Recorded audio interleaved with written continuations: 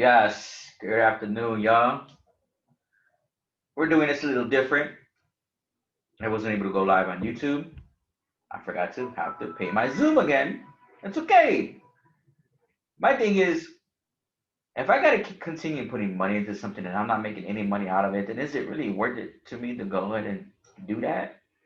No. You see, my thing is now is like we have to change with the changes, right? We have to change the perspective of things. Like, if it's not making me money, do I want to keep putting money into it, right? In that case, with that being said, if I'm going to be paying for Zoom, I'd rather buy a stock in Zoom so I can make money with that stock.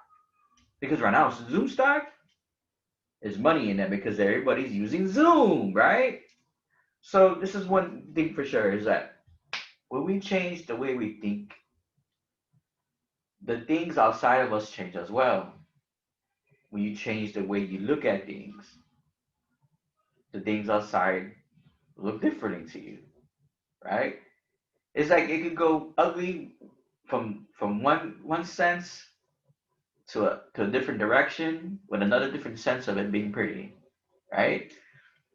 Like what I mentioned the last time when I did the whole Jesus, the devil, Christmas, the whole 25th thing, right? How all that pointed out to the fact that Jesus is really your devil, right? And a lot of people run from the ugly side of that duality of Jesus, but run to the pretty side of the duality of Jesus because that's what they're taught. The programs is what keeps the conscious in lockdown and where it keeps the beast body stuck in the beast body, where the beast body can never merge itself out of that body to become its true beauty of its nature that it should have within. Because remember, you're connected to nature, you're connected to mother, you're connected to the earth, right?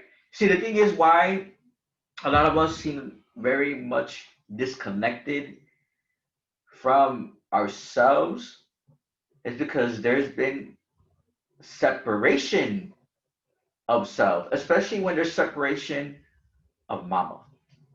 You remember how much religion and that masculinity of that Christian God and that Bible of control, how much it was used to demonize the feminine energy and mama.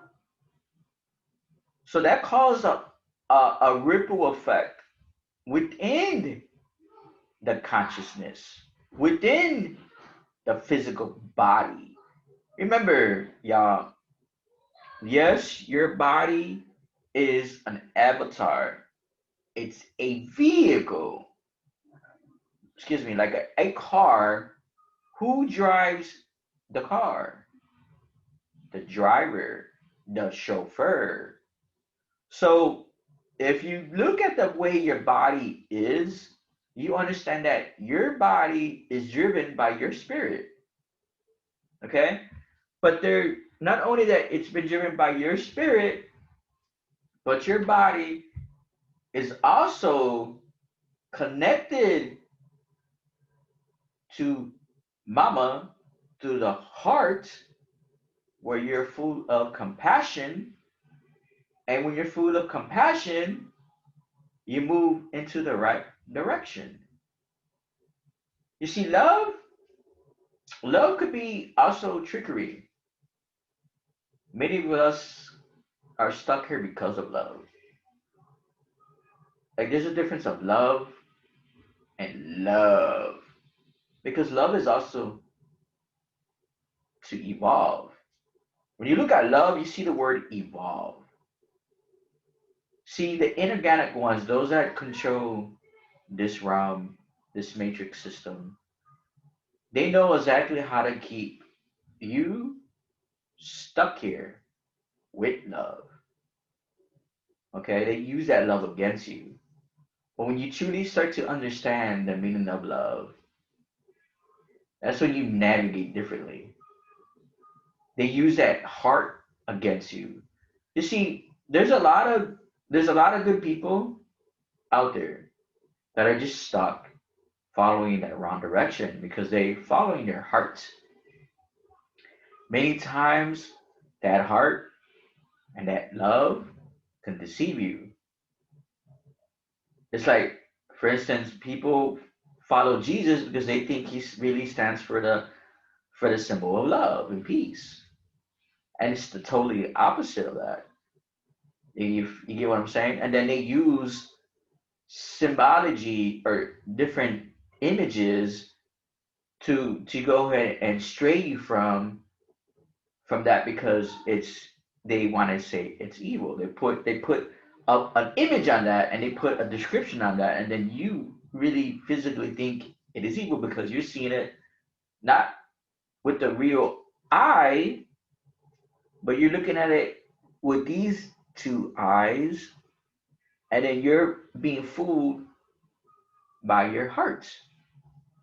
Because a lot of people, although they are good, but a lot of people are so disconnected from mama, from mother, which she's the one that pretty much brings you food of compassion and real love. It's like, for instance, when you're in union with someone that is your soulmate or twin flame, and that does exist because I'm living proof that that's what's happening with me and my beloved. We're in union. Um, when you're in union like that, and then you start seeing the synchronicities, and you understand the language of numbers, and you understand what those numbers are, what those numbers stand for, and what they mean, and you start to you look at love differently. You don't look at love as the way you were taught.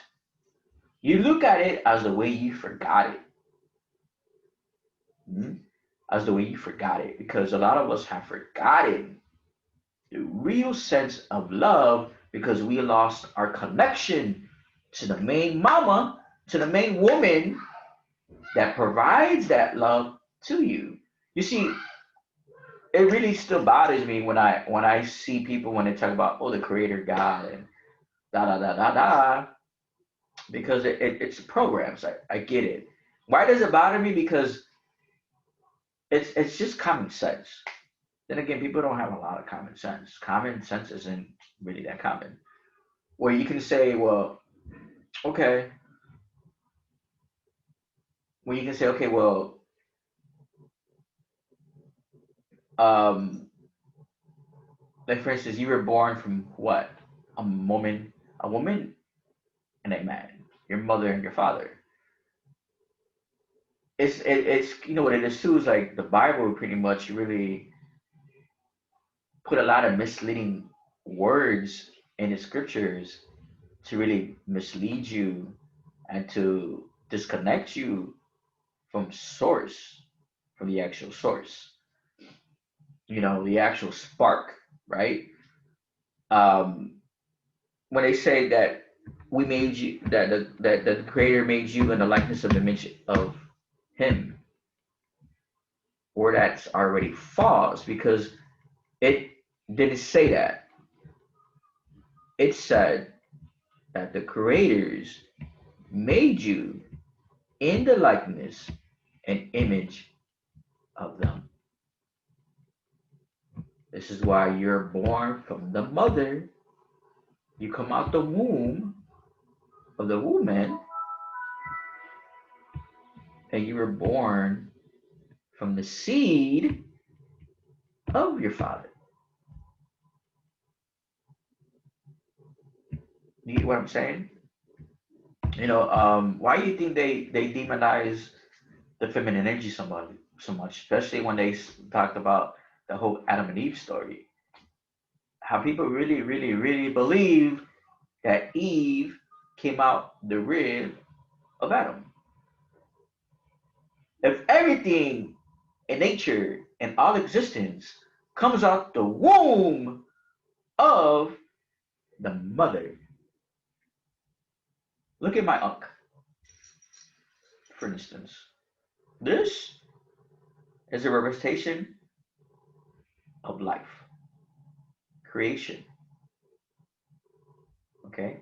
If anything, that cross that the Christians and Catholics use, they got that from this.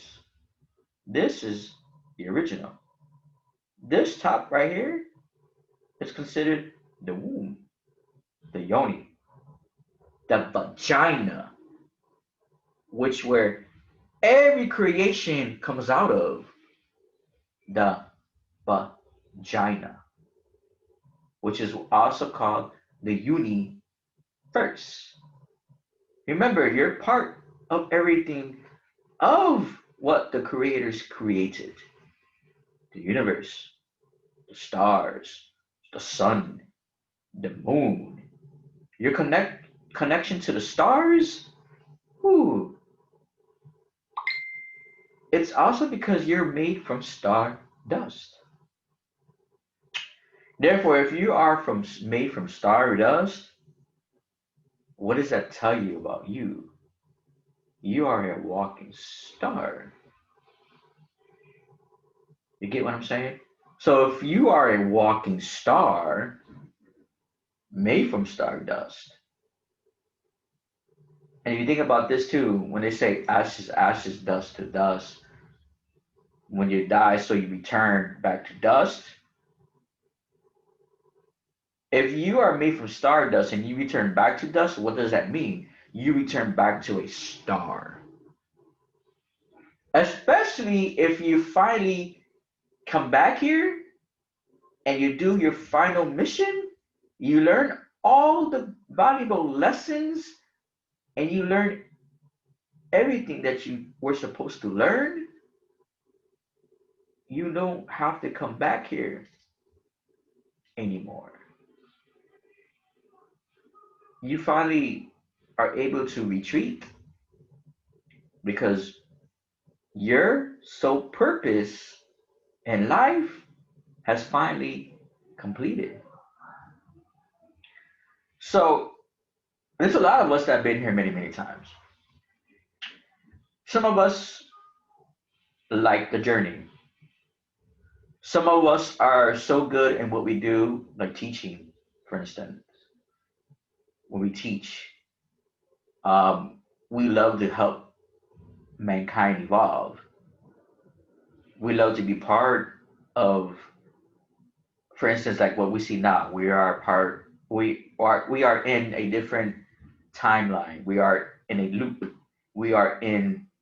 We just got out of the great conjunction. What was that? The great conjunction was the awakening of what? Your spiritual gifts. The integration of your DNA finally, when it's no longer inactive but active. And then you look at the numbers, the 21 was also the three. What was the three? The three was not only just union, but it also represented the Trinity, the real Trinity of mother, father, and child, right?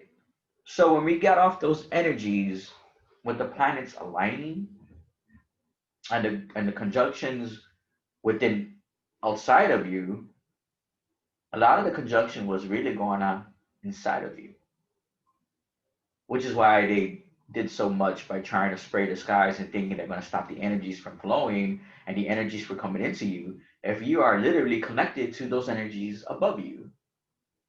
As they say, as above, so below, as within, as without. So when you're connected to these energies and these energies are flowing within, you're merging with those energies. But in order to really merge with all these energies, you have to really merge with yourself. You no longer separate from yourself.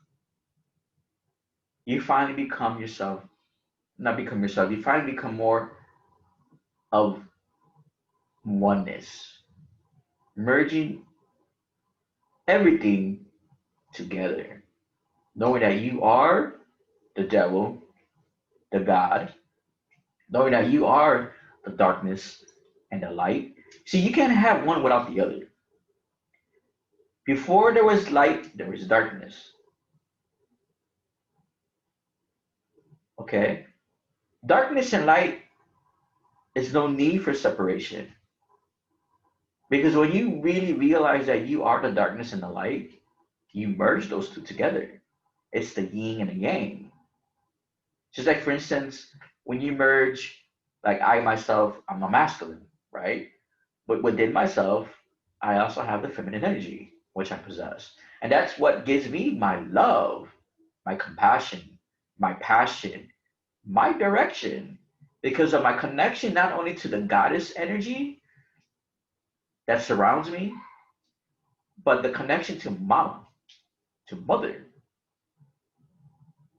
to mother. Okay? Remember, if we are literally made in the image of likeness of the creators, then what does that tell you? You see, here I sit in front of you and this vehicle, but underneath the hood is a god, is an emperor, a king, is someone that knows his truth and his power. Because the simple fact that I know I've been here many, many times. You see, when I talked about the simple fact too, how there's a lot of us that are ancient souls, there's a lot of us that are old souls, and there's a lot of us that are just the baby souls. The baby souls are the ones that really like to hold on to the programs. They can't seem to find a disconnection from those programs.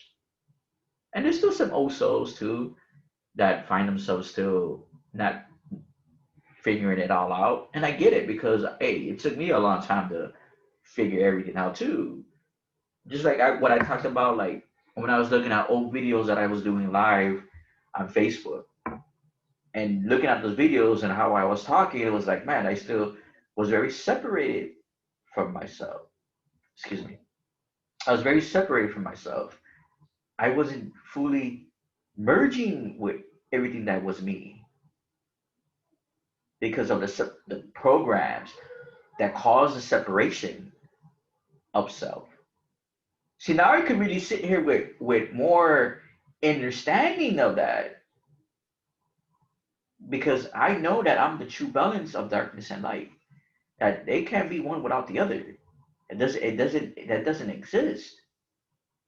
You get what I'm saying? I know within myself what helped me gather my power was, or helped me go through the battles and had to face the evil and had to face everything that was that could have really kept me stuck.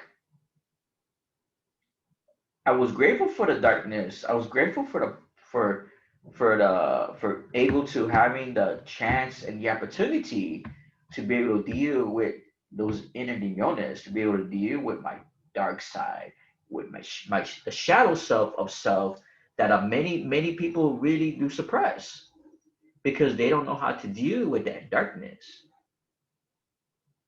They think it's all love and light. It's not all love and light. This is where you get the old souls still confused because the old souls still can't get away from those programs.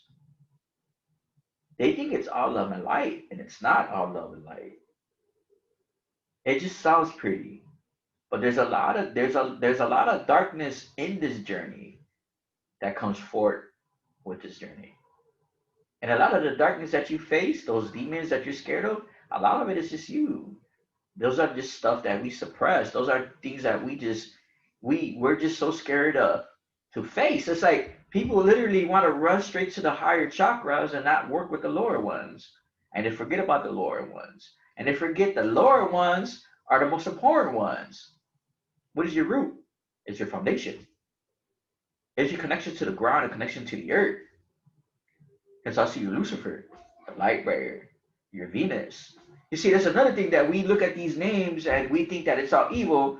But why is it do we think it's evil? Because of the outside programs that were implanted in our conscious mind. Because those that control this illusion, right? The Maya illusion, they understand the energies. They understand those energies. And they know that those energies that you're scared to face are your liberators to help you ascend, to step away from that dark cloud over your head, or the separation of your corona.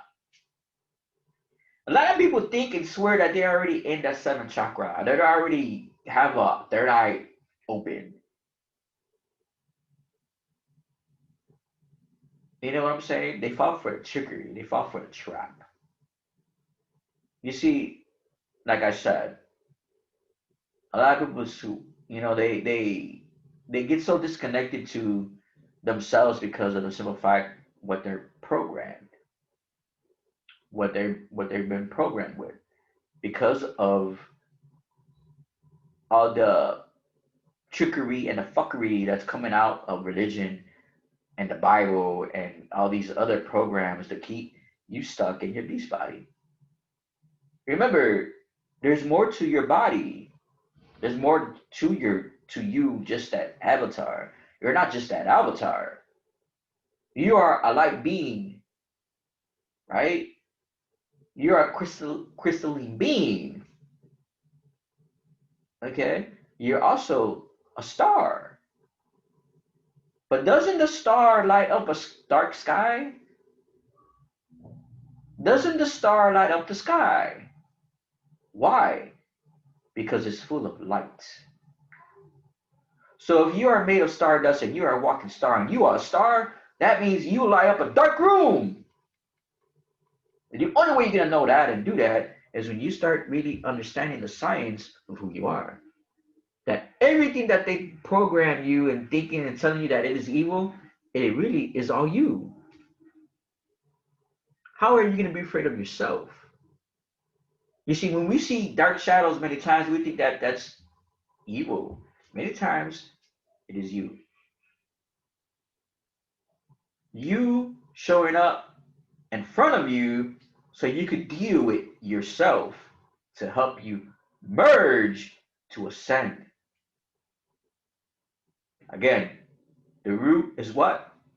You're Lucifer, the light bringer, the light bearer, the bright morning star, which is also the name that they put on Jesus as well, that he was the light, he was the bright morning star. Why is that? Because they understand the science. They understand the science and they want to confuse you with your science. So this way, the more you confuse, the more you're stuck. So it's very important to always go back to your root, because your root is what helps you to ground you, to keep you more connected to the earth. You know what I mean? It's to help you ground you, keeps you connected. But we also got to remember that you're not. A lot of us ain't from this planet. A lot of us ain't from this earth. Yeah, we're of the earth.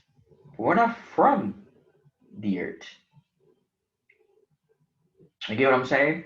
So when you look at the roots and you look at it as being the color red, why do you think they want to tell you that the color of the devil is red? Another thing, a way how to put you in that fear program. Oh my God, it's the root, it's red, it's devil, it's whatever. I'm not gonna mess with those chakras. That's evil. Again, remember the inorganic ones work and everything in reverse. To them, life is not life. Live is evil. You get what I'm saying?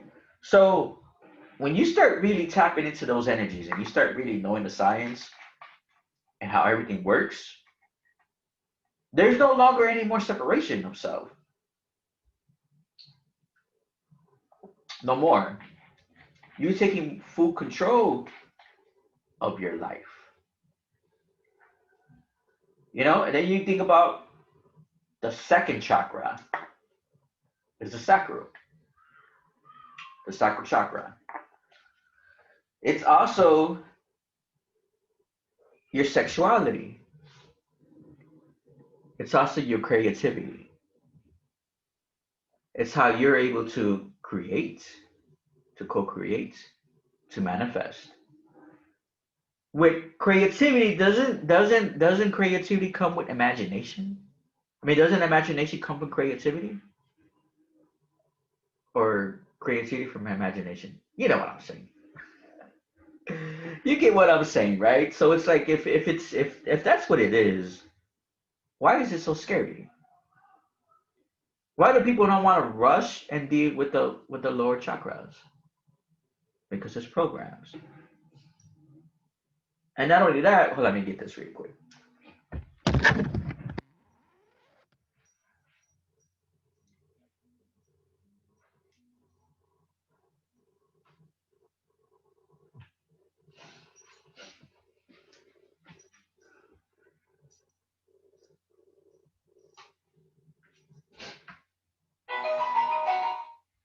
Bluetooth some music.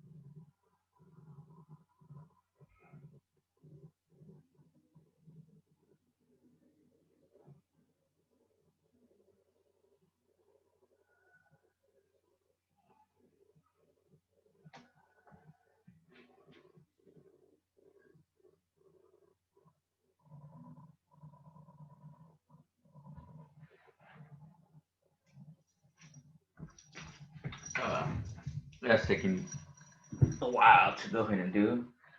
So, okay, that's all right. All right, so I don't understand how people can really be very afraid of the lower chakras if the lower chakras are very important to deal with, to understand, and to work with. Because if anything, if everything is the way to manifest things, to co-create in this earthly realm, in this 3D realm, it all deals with what? With the thought process. But where does the thought process come from? Don't you have to create that? Don't you have to imagine the idea, the creation, so it could come into form, into your existence? Isn't that how that works? So not only that, if you think about too, sexual energies, especially if you have the right partner, you could easily create so much during exchange of those sexual energies when you're making love to your partner, and you utilizing the tools you have within. When you start forming and you're going into those energies, and that's when you start to know that it's not even sex anymore, because it's more magic. It becomes more magical. It's where you get sex magic from, because you're able to manifest more with the whole, um, rush of the fluids within your body, and they're able to rush right to where your mind's eye, your first eye, and that brings up that visualization of what you're trying to put into your thought process. And of course, it goes up to Corona, and it releases it to the what? the universe.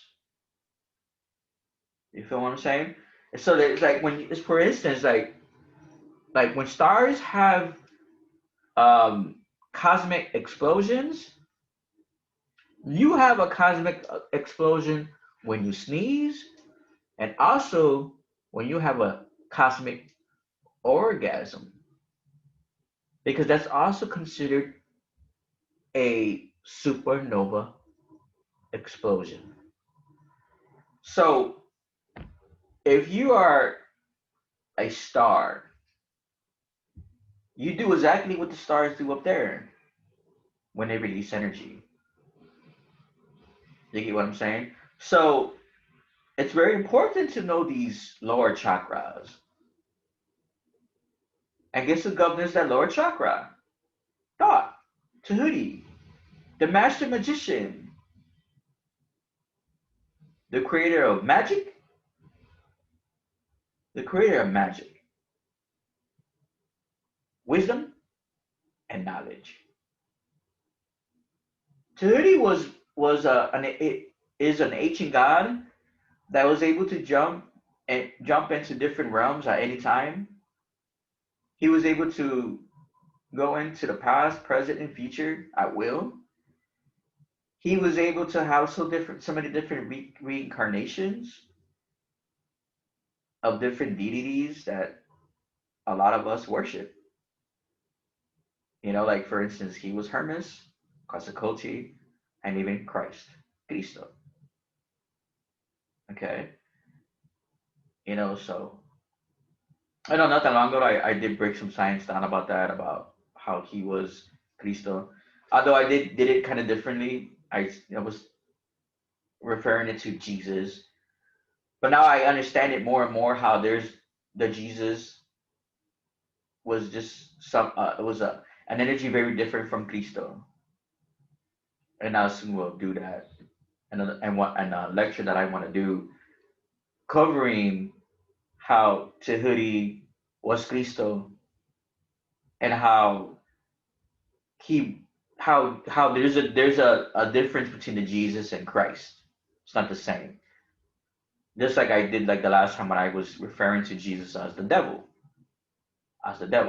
where people run from ugly, but they run to pretty, and it's the same thing. It's the duality of that energy. It's the same shit, So, for instance, well, look at my shirt. It's black and white. What does the black and white represent? Black and white represents what? The duality of darkness and light. It represents the yin and the yang, the evil and the evil and good.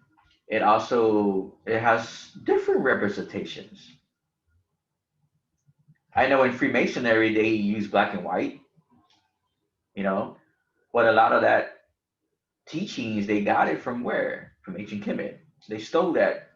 Well, I can't even say they stole it because it was pretty much given to them. It was sold. It was sold to them, you know. But that's another story. That's another topic for another time. But so like for instance, like this morning, I was I had a hard time sleeping. It was one of those mornings where I couldn't sleep. And a lot of us that are the workers down here, we sometimes have a hard time sleeping. We can't sleep, and we're just up, we're active, and our minds are just having so much information coming in, right? But what got my attention more, well, I mean, the question that get my attention was like literally right in front of me, right? I seen two orbs. There's a black one and a white one, and I understood it right away. And I looked at them, and I was like, interesting. I got it. Like this is my darkness and my light. This is my yin and my yang. So I grabbed them and I put them within myself. I grabbed them and I was like, now we are merged. I put them within me. Now we are more merged, right? So it's that's when you truly understand the mastery of spirituality, when you start to realize there is no separation, there is no longer separation. There's merging. There's merging happening. You get what I'm saying? Because remember what I said, there's a lot of workers that really are afraid to deal with the lower chakras. And why? Because of the programs. And then we go then let's finish with these whole chakras, right? So now we got the third. The third chakra is your solar plexus. Remember what I said how you are the sun. You have a solar system within yourself, right? So the solar plexus is also considered the element of fire. So the sacral is also, I believe it was I think it was the element of air. I could be wrong, but let me check really quick. In my book, one thing I love is to have my books.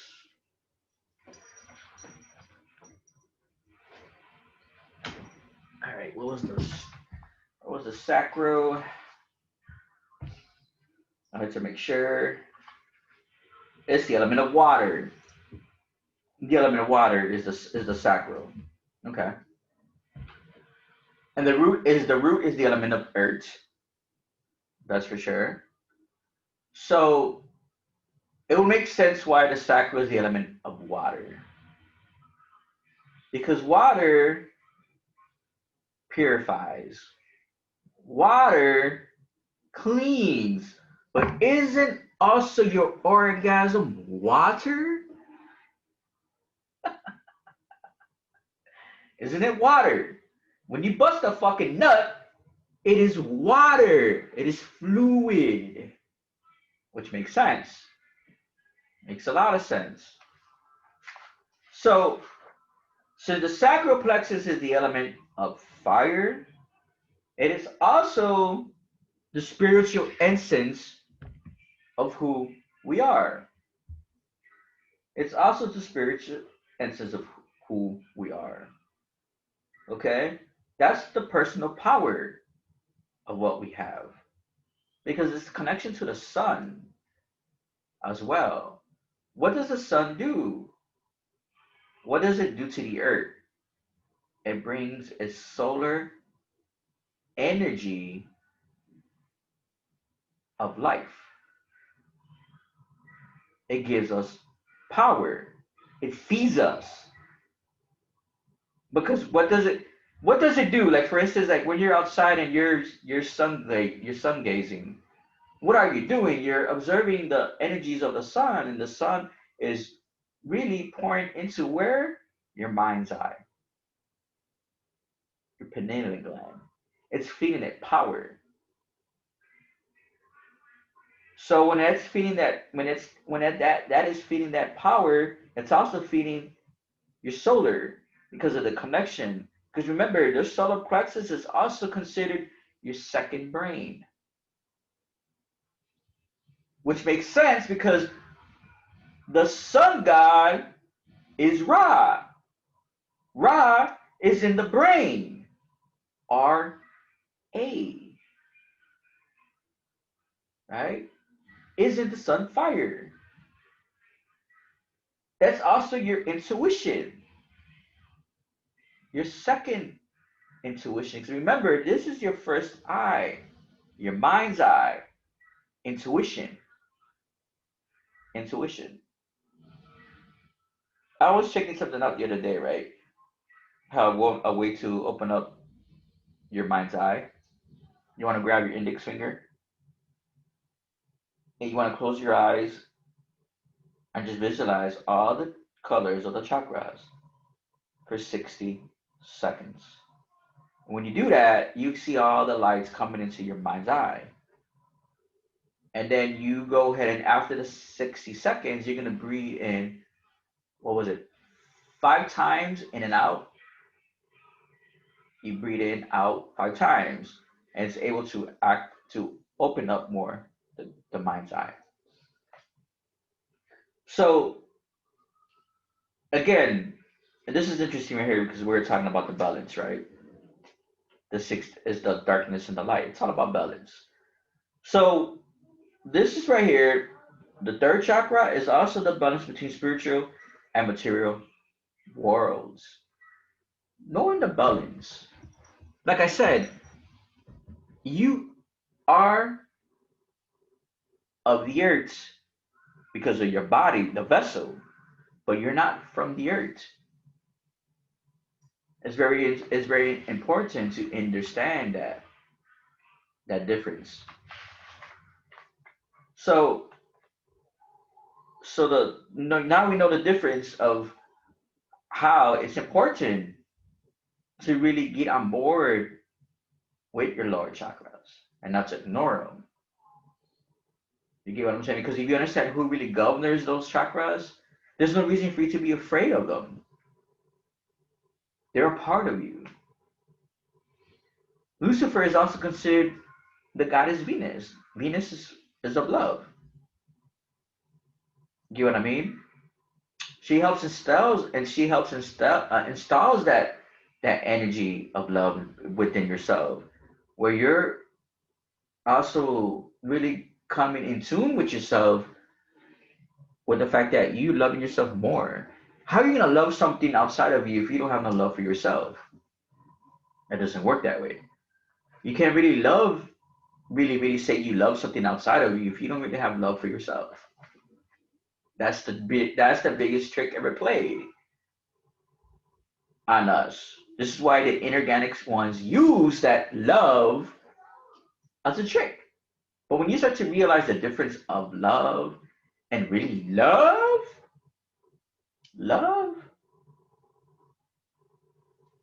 it frees you, it liberates you. Because who holds the key to the love? Lucifer. He brings you out and frees you from the prison. He liberates you. Remember, he's also Venus. You get what I'm saying?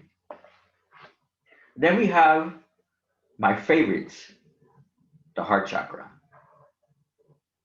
Why? Because it's the connection to mama, to mother. She's the one that fools you more with direction, that fools you more with compassion. And it's also the connection to the earth. It's understanding both the physical and spiritual. It's understanding both the physical and spiritual aspects of ourselves. Again, the you see, it's also the fourth chakra. No coincidence that it's the fourth, because the fourth chakra is also the number of Jupiter, which brings forth abundance, good health, good wealth, endeavors, positive energies. Excuse me. That Jupiter brings so much forth with that that energy. Now, when you truly start to understand the energies outside of you, the planets, why it's important to study the planets, why it's important to connect with these energies. If they're out there and they're there for us, it's important to understand why they're there for. And even especially when you want to tap into that magic, you tap into that magic. You see, the only reason why a lot of us have been disconnected from our own magic, because we've been under a spell with the magic that was stolen, or not stolen, given to them, and have been used on us, because we've been so naive and afraid and disconnected that we haven't been able to connect and be able to tap into our own inner magic to be free. To be free. So the heart chakra is also about love, and accepting of ourselves. You get what I'm saying? It brings more a genuine feeling of love, to be genuine, to be very genuine, right? And it's also the element of air. Element of air. You see, the Jupiter is considered to be the element of fire, which is why the number four also represents the emperor. I am an emperor, and I'm also born on the fourth month, right, which is April. I'm an Aries, the Ram, and I also govern the solar plexus. Okay, so if it's the element of air, and we are already in the age of Aquarius, it's not really going in. It's not going to happen in 2025. We're already in that loop time. This is it. The age of Aquarius. The Aquarius is also the age, the element of air. Okay, so when you understand the connections with Mother Earth and how Earth is also connected to us, which is why they try to stop the flow of breath when they cause these fires on the earth and try to get rid of the oldest spirits and souls. You see, a lot of the trees aren't even old souls. A lot of the trees are ancient souls. Trees been here on this earth longer than we have. You get what I'm saying? They have a connection to the earth, to the ground, and to the heavens. They're like the mountains, the trees. The trees have so much knowledge. And not only that, trees feed us. When they release their carbon, we eat that carbon. It's the order of breath, it's the order of life. So when they're cutting off the trees and stopping that order of life, what do you think is happening to the cycle of life? Like going back to the Lion's King when you're talking about the circle of life. What do you think that is? It's what you see now, the circle of life. Because who's next on that food chain? Who's next on that food chain that they're trying to get rid of and stop from breeding? Isn't it you? That they're trying to stop from breeding because they don't want you to breathe the fresh air. I mean, don't get me listen. It's not. It's not. I'm not gonna be like, oh well, the air is not fresh, or I'm gonna, like be like giving you a story. The air is very polluted, but a lot of us are able still to breathe it. It's not doing anything to us, but they're trying so hard to give us poison through the air, or the chemicals they release within the air, such as the chemtrails, and they've been doing that for 25 years. So 25, man, that number 25 is it's no coincidence that it's always popping up. It's always popping up because why? You break down that number to seven. It is also a representation of your seven chakras. It's also a representation of the seven consciousness. It's also a representation of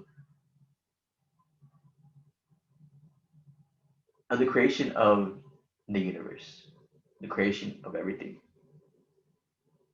right? So so if they're coming after us, affecting the way we breathe, having us maxed up, and then what is that virus? What is it? What parts of the body does the virus attack? That virus is attacking the part of the body where the heart resides, because the lung and the liver is right by the heart. Because why? Because it's stopping the breath of fire. Because since the number four is also the number of Jupiter and the Emperor, those are your elements of fire. Remember what I said that how how fire takes on more life when it gets air. It burns rapidly. It burns with this intense source of energy, right? Because it's getting the air, it's getting this breath. So remember what I said, how you are charcoal, you're carbon base. You're carbon base, right? What does carbon need to be lit? It needs fire. But why is that important?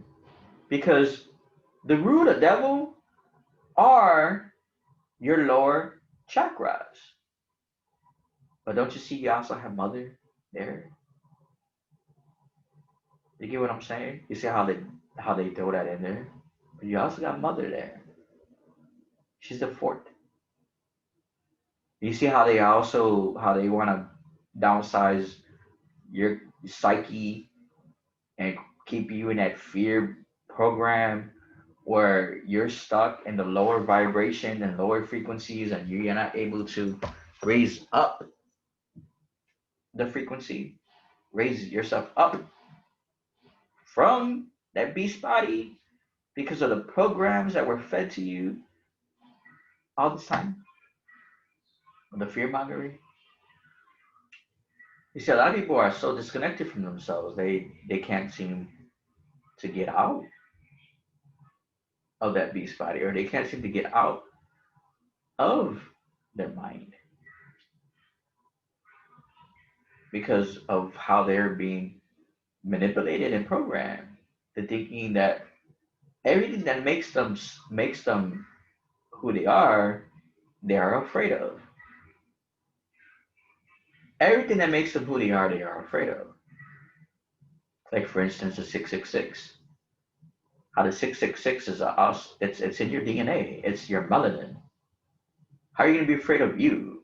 But that's because the programs that they created to keep you afraid, to keep you in that beast body, they keep you, put it like this, in survival mode. Because what is the beast? The beast is animal. Again, what I've said many times, you are part spirit, part beast. But see, the mother, that's where mother comes in because mother, she's your fort, right? She shows you the way also because she gives you direction. Isn't that what a loving mother does to her child? Gives him or her direction, pours that compassion into her child that the father can and will, but it's not the same when it's coming from mother, is it? Does your mother love you the same as your father? Your mother loves you differently because she has more the heart. You get what I'm saying?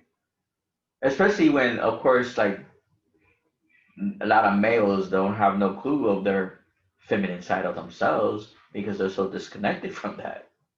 And especially they have no connection to the mother because, of course, they were disconnected from her too. So when you're stuck in that mindset, your mind becomes your prison where you're stuck as the prisoner in your own mind.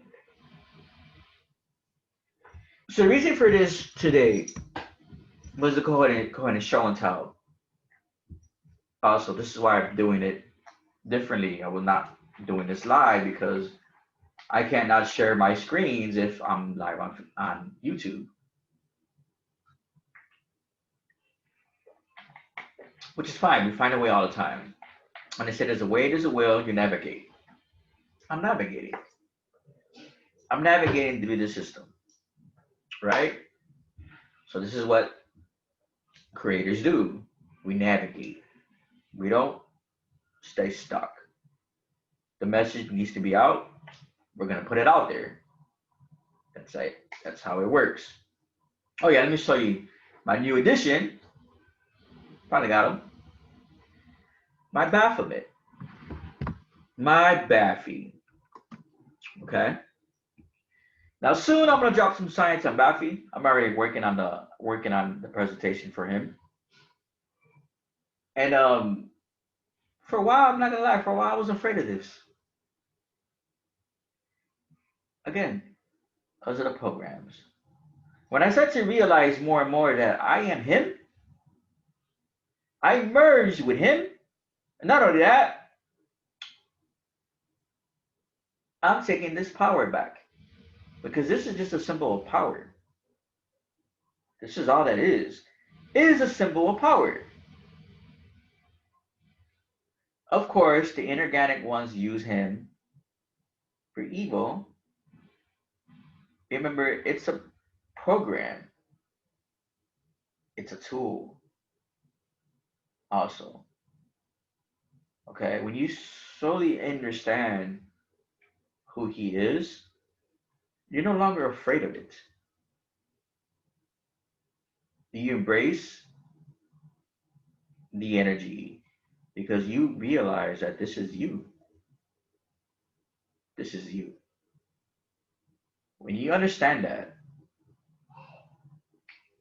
there's no longer no more programs that can keep you stuck in your beast body. Period. You free yourself from those shackles, what they install in your mind and your psyche. Remember, everything they always mental.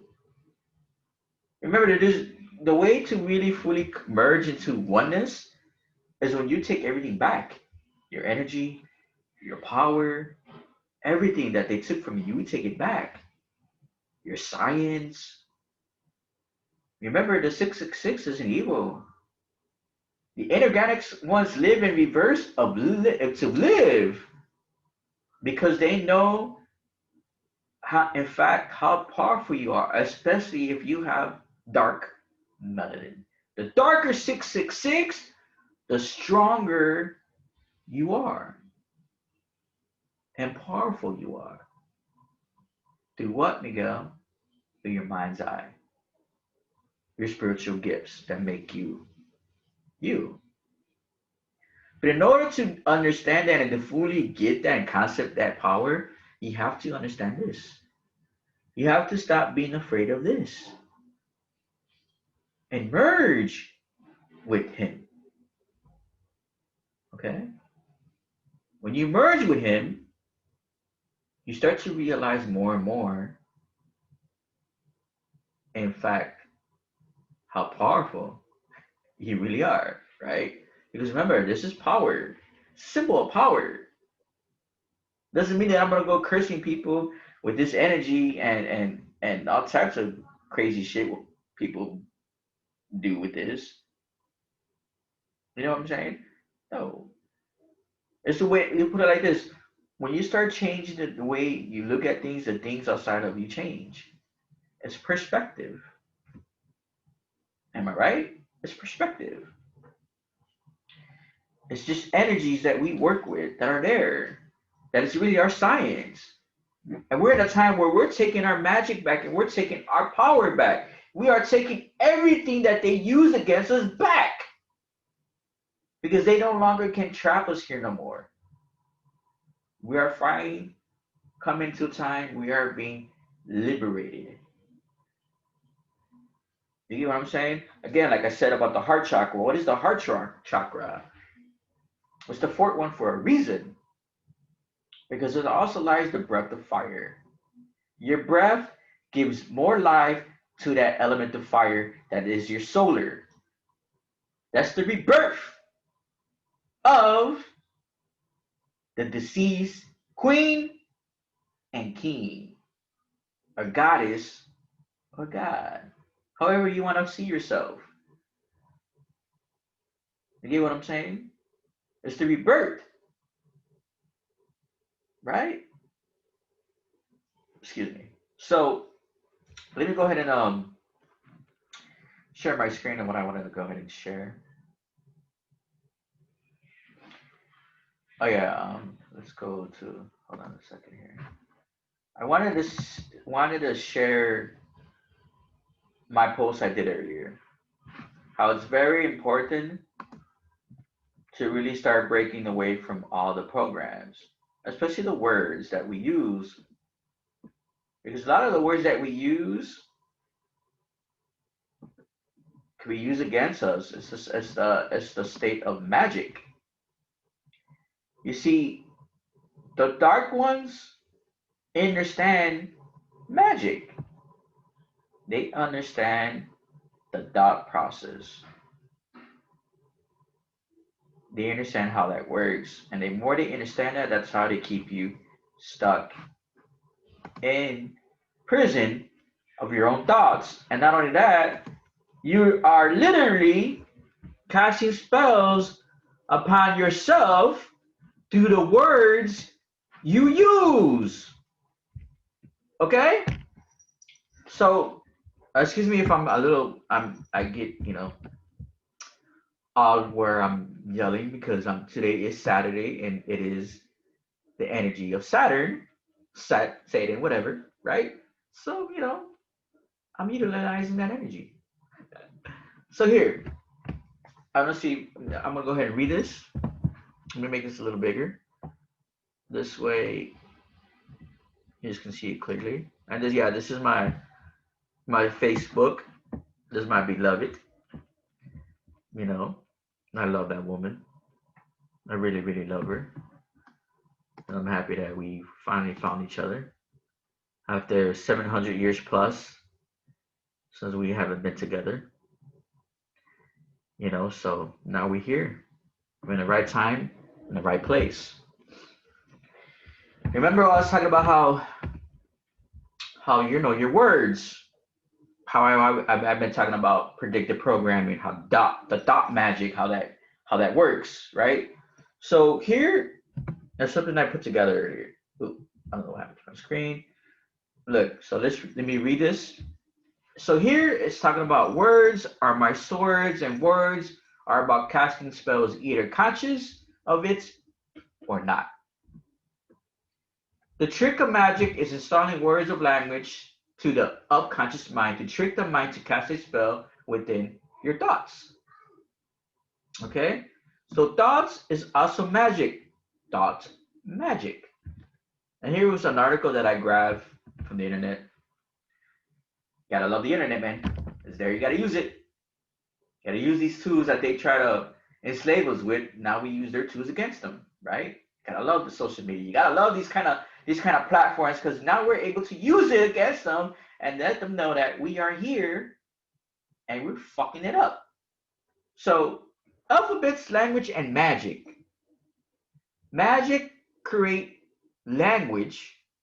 I'm sorry, magic alphabets create language, and language is a metaphor representing concepts and objects without being those concepts or objects. So two are the building blocks of our written language. The alphabets, we use our alphabets to symbolize our spoken language. The shapes of the characters comprising an alphabet are often comparisons to things real or imagined. Remember, real or imagined. I want you to, those that are watching that would watch this, take notes of this, please. This is very important. I'm going to go into imagination right after this article to give you more of an understanding of what and why it's important to use your imagination. Remember what I was talking about the sacral plexus, how it's connected to your sexuality and your creativity, right? So hold on to that thought, okay? So here we are talking about, okay, where am I?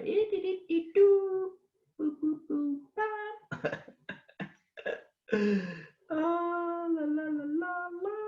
I lost my son. All right, close my door. The building blocks are written language. The alphabets we use are alphabets to symbolize our spoken language. The shapes of characters comprising an alphabet are often comparisons to things real or imagined. An obvious example of this is the English letter S, which mimics the shape of a snake. Very interesting, right? But it does, doesn't it?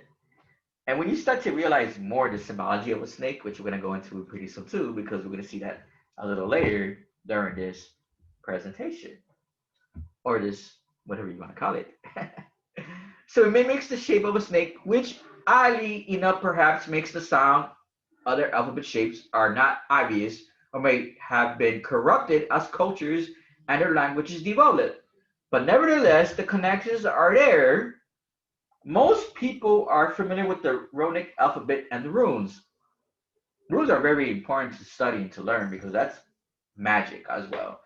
I've been using more rune magic letters, so it's pretty awesome because it's very important to get into the runes because it's also you can also create residuals from the runes.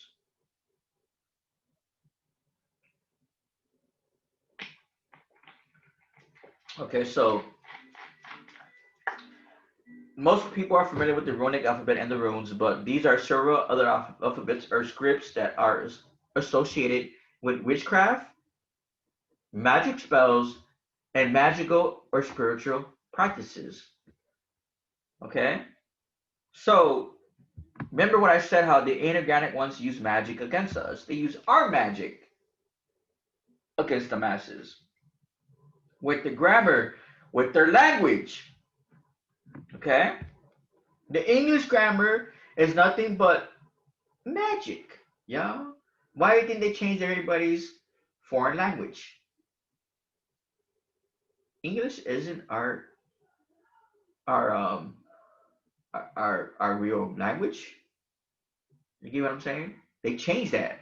They gave us this language, and we adapted. We used it. So on the following pages, well, I don't know what following pages because I didn't get it. So let's go here. Let's see. It's I don't know about the, but it's important to keep in mind that the scripts have been given English counterparts based on the sounds of each letter. Yeah, sounds based on the sounds of each letter, right? Very important because remember, sound is very important because what do they use too? They use sound and vibration, right? They keep you in low vibration with their sounds, with their frequency, with their words. So not because there is a definitive connection between some ancient language and a modern English. To put it plainly, when one writes an English word in runes, it's not the same as one were to write as the ancient Norse wrote. We will notice as you go through the magic alphabets that some alphabets are missing English letters. This is an error. Some of the older languages had no corresponding symbols for all the letters used in modern day languages, which is very, very true, very interesting. And when you look at the letters, like soon I'll do a lecture on that, just the runes, the letters, the alphabets. I studied that a lot, and I like I said, I started to use more runes for my magic practices, especially when they go with my energy, my element. So very important to study those kind of those letters and those alphabets. Because remember this, the English grammar and the alphabets ain't original. It's not original at all. We just see it more because that's what was, you know, installed in our conscious mind. But it's not original. So alphabets were naturally developed by the ancients to symbolize magical objects or ideas. Later, they were used for sacred writings and eventually for common writing. The descriptions of the alphabets that follow and survive through time or have been rediscovered.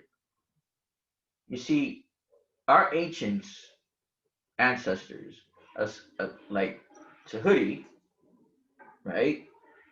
He created writing and letters, although he didn't create the English letters. He had nothing to do with that. That was all those what do you call them? Colonizers. You know what I'm saying? The Europeans that gave us this fucking English grammar, right? For their own purpose, their agenda. So when we look at words, there's a lot of words that carry low vibration frequency that will trap you in your psyche. And I learned something new earlier, which I don't know why I didn't think of that because it's very obvious, right? I guess I wasn't didn't have that in my thought.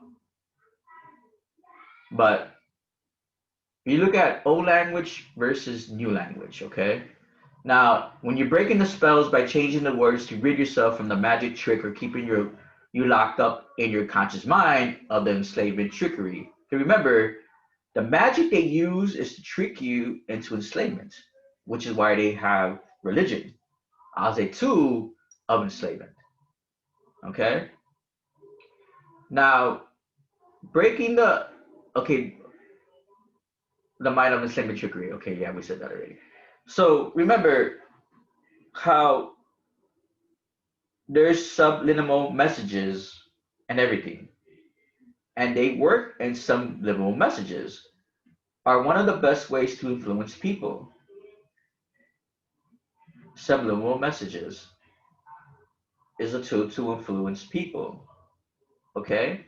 Remember, they are all about influencing you, right? Because it's energy also. And especially when you pay attention to what they're doing, to the fuckery, to the trickery that they're doing with their programs, you are considered in a spell, right? Because what is spelling? Spelling is spell casting. When you even look at the word media, she's a goddess. She was a goddess of Greek, and we'll get into that in a little later. So just bear with me with that. So we're looking at old language. So this was a word that I would say frequently. The subconscious mind. And what is a subconscious mind? When you think about sub, isn't that like a substitute or like something that just wants to keep you in lower sense that you're not even the primary. You're not even the meta or the meta. That's just sub. That's a substitute. Like for instance, and this was funny because I heard this earlier from Brother Rich. He was talking about that. This is where I got the subconscious mind from. And when I thought about it, damn, that's true, right? Why didn't I never thought of that? Whatever, right? But it's here now. It gets my attention. So when you think about your wife, do you have a sub wife? Probably. I don't know. There's a lot of cultures that have more than one wife, right? Or they have a mistress or a side child, whatever the fuck. You know what I'm saying? But that's a substitute for your primary. So when you think about the word subconscious mind, it's a word that keeps you in a low vibration. It doesn't connect you to your higher self, right? So this is the new language, upconscious or top conscious, because the upconscious is connected to their higher self. Remember, consciousness is inner. It's the spiral effect of inward, which has helped you come in alignment with your higher self, with your higher consciousness, or your upconscious. Because you remember also the pyramid of awareness is going upward. You have to go to certain levels of awareness to really reach the top of the pyramid.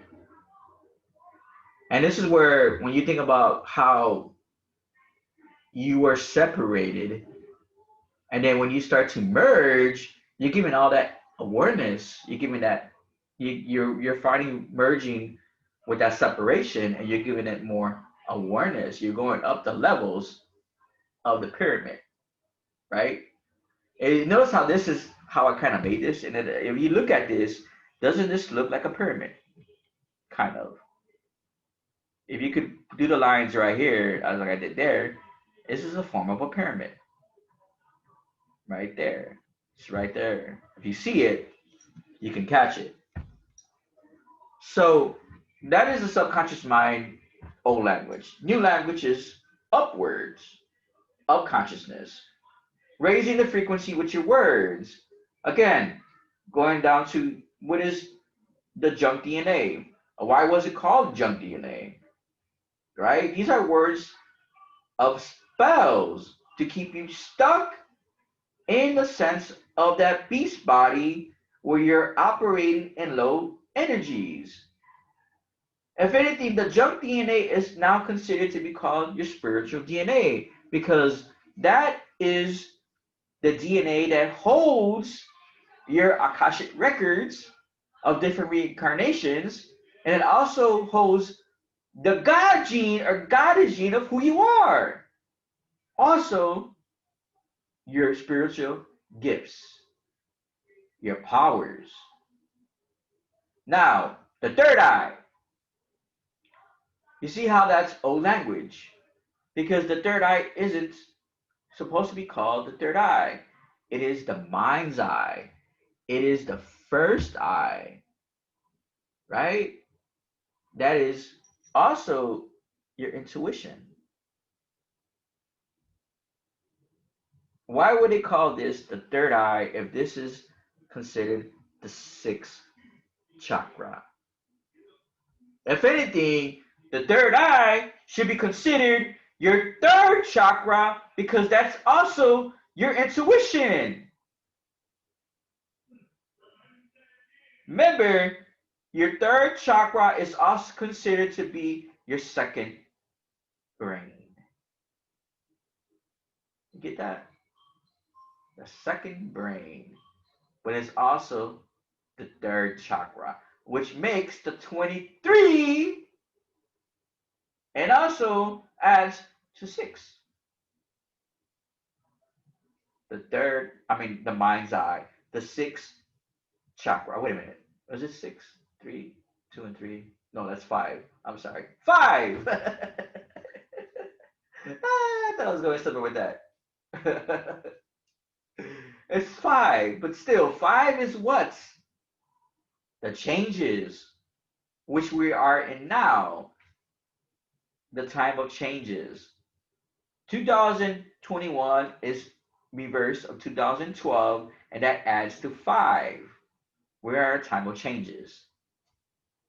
So that would make sense. 2 and 3. Your second brain, and knowing that it's the third chakra, right? So I would consider the third eye to be your solar, not your mind's eye. So here we look at this right here too. We look at these words, how we would demonize each other for so long by calling each other's, we call each other niggers, or we call each other dogs, or we call our females hoes and bitches and so forth. That's language, old language that keeps that person stuck in low vibration. Remember, words have meaning.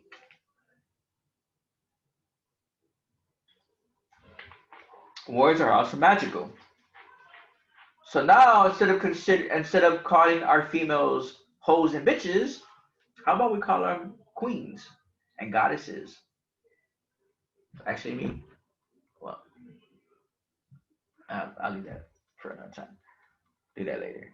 So why not call them goddesses, queens, and goddesses? It's a whole different language, especially if we're in a time where this is the direction of change. So that means everything should be changing, even the language that we use should change. We can't so much change the grammar, right? But we could change the words around, flip the words around, of ways to be able to uplift each other. Instead of calling our kings dogs and niggas, call them kings and gods.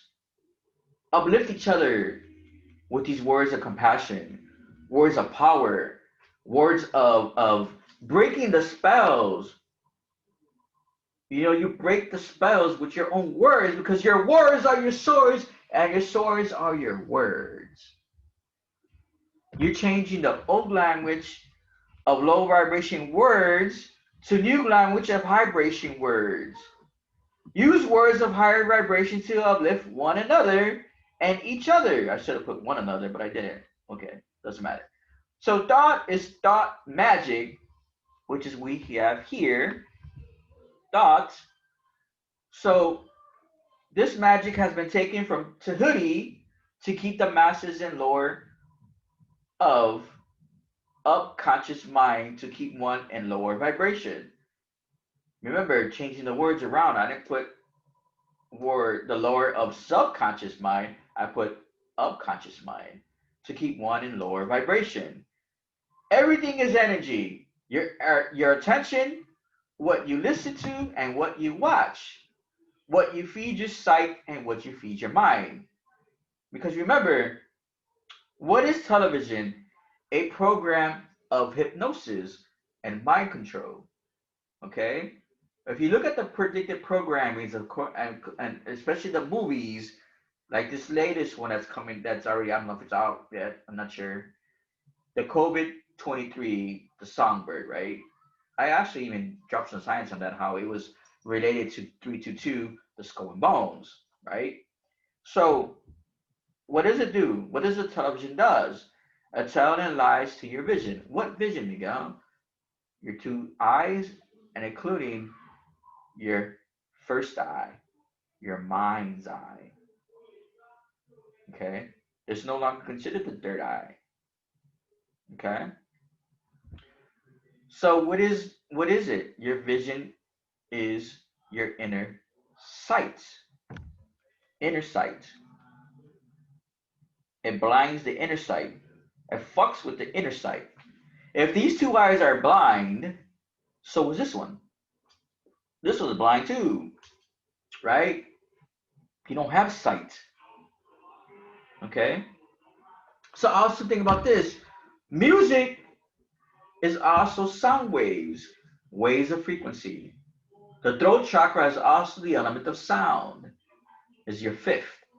Remember, we are in the year of change, five. So, which is very important why I wrote this without consciously thinking this was going to relate to what I'm talking to now about now. The fifth, the changes.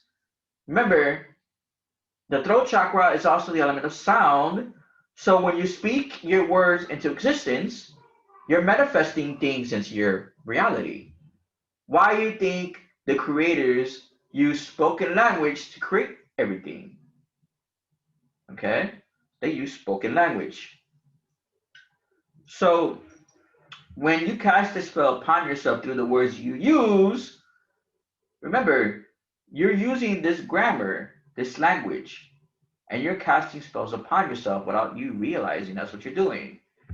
So for now on, be a spellcaster of creating your life using the tools you have within. Break free away from the programs outside of you. You are the magician, right? Which is true. Look at abracadabra. Abracadabra. Okay? And look at, I found it to hoodie, right? So now let's go into what I wanted to show to about the whole. Remember what I said about the imagination, okay? Where was it at?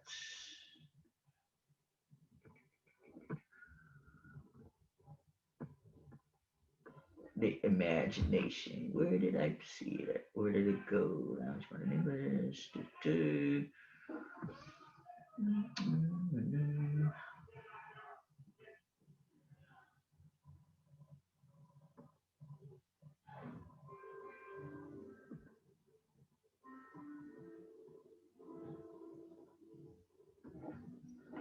Okay, where did I see the whole imagination? I know it was somewhere. I know it wasn't there. Language is a metaphor, conscious being. Da, da, da, often. Imagine. Okay, here you go. Are often comparisons to things real or imagined. So hold on to that. Okay, so here. Remember we talked about the mind's eye. It's very important. Okay, let me just make sure this is being shared. Okay, let me share really quick. Bang. All right, check this out. Come on, where am I? There I go. All right, imagination. Okay, the faculty or action of forming new ideas or images or concepts of external objects not present to the senses. Because remember, a lot of us are only used to using our our six senses. We don't use all the other senses we have, like our mind's eye, our intuition, our solar plexus, our our intuition as well. The mind, the second brain, right? Or the solar, I mean the sacral plexus, right? Of creativity. We forget those other senses. Okay. So here, check this out. This is a sentence. She's never been blessed without. I mean, she never been blessed with a vivid imagination. Why? She's never been blessed. You see how that's a curse word already? Never been blessed with a vivid imagination. If we all have a vivid imagination, if we would just plug in and connect to what? To your sacral plexus, the second chakra. Because why? Because it's part of the creativity where the imagination comes from. All right. So check this out. Synonymous. Imaginative, facility, creative power, fancy, informal, mind's eye. The mind's eye. Okay. You see how things been hiding in plain sight. Now, what's also very important about the fifth, the fourth chakra, is also because the fourth chakra is also the connection to your inner child, where a lot of us bury a lot of shit that we don't want to face or endure or bring up or recover from or heal. So this is how we buried a lot of shit of our inner child, or we don't make peace with things in our life that caused us pain. We want to go back to that. We don't want to deal with that shit. We want to let go of that. But remember, when you can't deal with your shadow self and all the pain and shit that the inner child went through, that child went through and suppressed, you carry that with you as an adult. And through, of course, when you become an elder, you still carry that with you. Those are old wounds that never get healed or never let go of. So when you understand that your inner child is always a part of you, especially if you see, a lot of us had beautiful childhoods, right? We had these childhoods where we could go back to that time where we were the happiest. We we use a lot of creativity because we are still pure of innocence, and not only that we are pure of innocence, but we are able to tap into our mind's eye because we have imagination and we still have our psychic abilities. A lot of us we still have a lot of our psychic abilities as a child because we're pure, right? We are full of heart. We're full of love. We're being direct. We're not only being guided and protected, but we are like going to like to like different directions, right?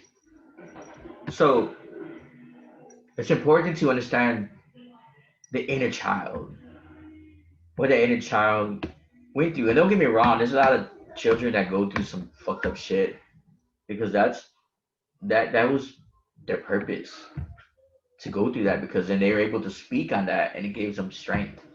You know what I'm saying? But there's a lot of things that we don't want to face and we don't want to deal with. We just Let that shit go. You suppress that inner child. Remember, the imagination comes from where? From the inner child. The connection of the inner child. Why do you think it's connected to your sexuality? All for a purpose. It's all for a purpose. When you understand that purpose, you're able to. I got bit by something. You're able to connect more with who you are, especially when you're able to just break free from the programs. You're able to break free from the programs. You're able to go ahead and free yourself from the pain you endured as a child, or you're able to heal, or even go back to your happiest times of your life as a child when you use that imagination, use that creativity again. You tap into those energies that you buried, because there's a lot of children that have been molested. There's a lot of children that have been sexually abused. Why do you think it's connected to the sacral? What is a sacral? It's your sexuality. It's your experiences. It's what you carry with you. But that's where the creativity is coming from.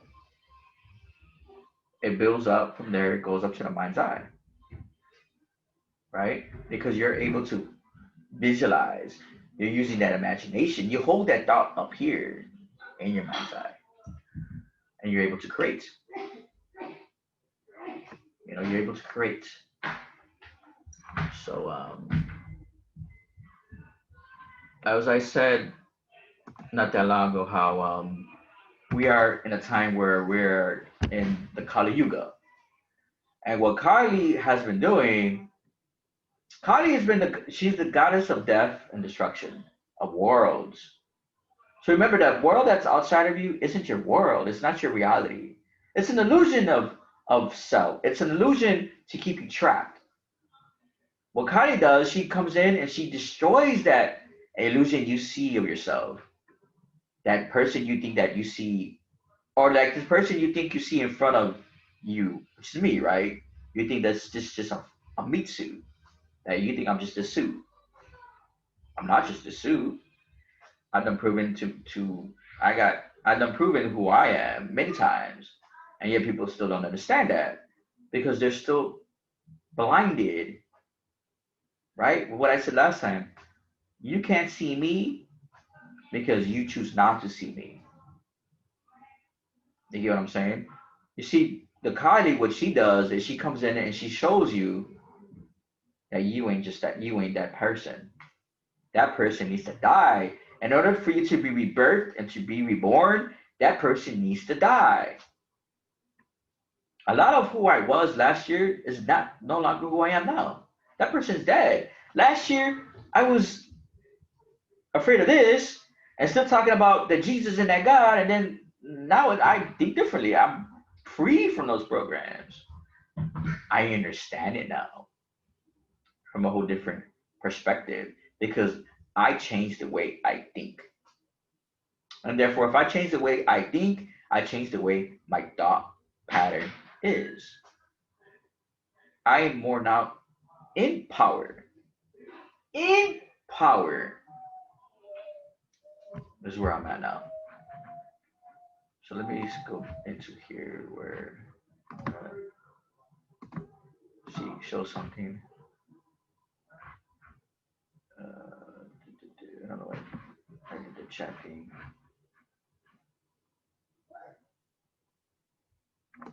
Close the chat. No, no, cancel that.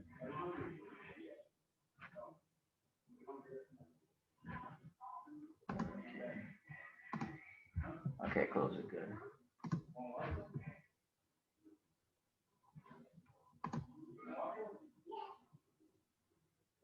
All right.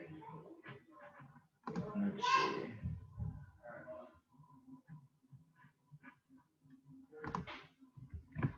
All right.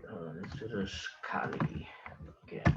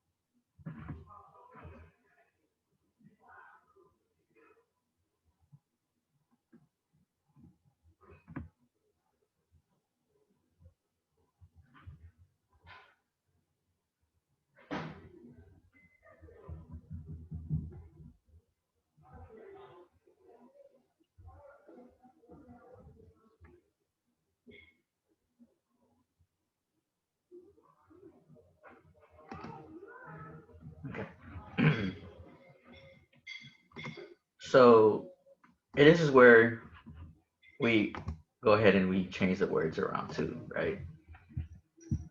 So so remember what I said about how the Kali Yuga, this is where we're at now. This is the time we're at now, the Kali Yuga. It pretty much destroys the worlds of falseness, of the false reality. It shines a light into the darkness. Okay. So here is the Kali, the goddess of destruction. Kali is the goddess of destruction and dissolution in Hinduism. Shit. Let me, I don't know where the hell did I go. Where's my was me, man? Oh, there we go. Okay. She is the dissolution in Hinduism, and she's the one of the most popular goddesses in the India. Kali is known for destroying ignorance, and she helps those who strive for knowledge of the creators. Okay, remember I still gonna change the words around because it's not one God; it is the creators. Okay, her name means the black one, and the city of Calcutta is named for her honor. The goddess Kali is fearsome in appearance. She has wild eyes, a protruding tongue, and she wields a bloody sword. Kali also holds several heads of a demon, and she wears a belt of several heads. That's very deep, right? So she destroys these um these demonic forces, these spirits, and she decapitates them. She cuts their heads off with their head, right? You know. So according to the legend, Kali passion for blood incite her to once kill numerous Buddhist monks. So you will not see murders of Kali enriched into the same altar table with Buddha statues, because I'm sure she had a purpose to do that. Don't think because something is good, it's good. Just like don't think that something is bad is bad. Because you can find good in bad and bad in good. You get what I'm saying? So you already see how she really comes in and she destroys ignorance. See how a lot of us are very ignorant. Like they say, ignorance is bliss because we are programmed to think that everything that's happening out there is your reality. It's really not your reality until you make it your reality. Until you make it part, you want to be part of that theater. Like for instance, like we see right now with Trump and Biden and all this shit that's going on, all this charade, all these fucking trickery, all this magic that's happening that they're both doing. They're both casting spells on each other. You get what I'm saying? We're gonna see who's a better magician, right? So that's what's happening right now. You see the theater happen in front of you with all this fucking nonsense. We see that how they use that the hammer to fuck with the numbers of Trump. We see how Trump is fighting back with that, using that for him to stay in office.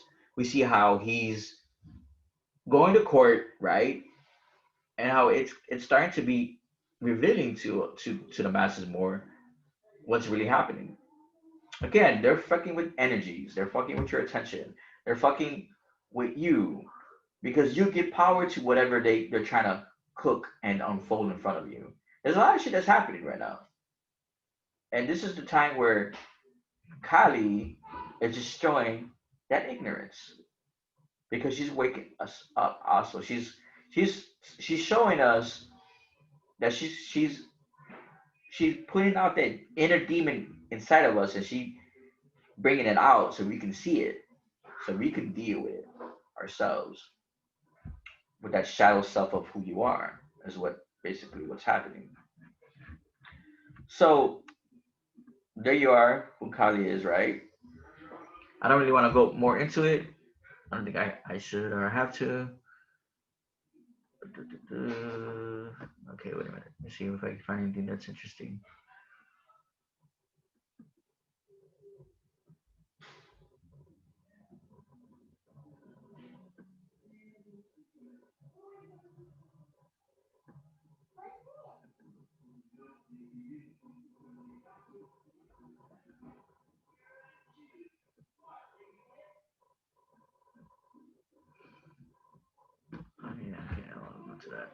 All right, so let's share this. When we look at the heads, you see how she has. Look at her, how many arms she has. For one, let's count her arms. 1, 2, 3, 4, 5. So she has 5 over here too, right? So that's 10. 1, 2, 3, 4, 5, right? Now look at the several heads of the demon she's cut off. Let's count the heads. 1, 2, 3, 4, 5, 6, 7, 8, 9, 10, 11, 12, 13, 14, 15, 16, 17, 18, 19, 20, 21, 22, 23, 24, and this one makes 25. You see that? Remember, what is 25? Isn't it 7? So 7 is a very significant number. And remember, your 7th chakra is your corona. Okay? Is your crown. So why do you think she just has one head in her right hand? Right? It's in her right hand.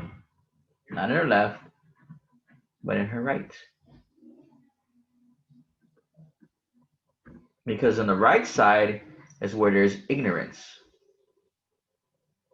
Right? And the left hand is where she slayed the Dimione and cut its head off. The sword is her weapon.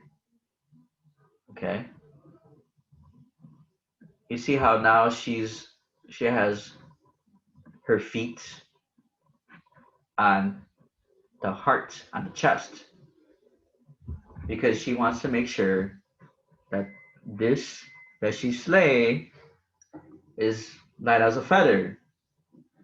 Also, remember this being right here is also gonna make a transition because she what took him out.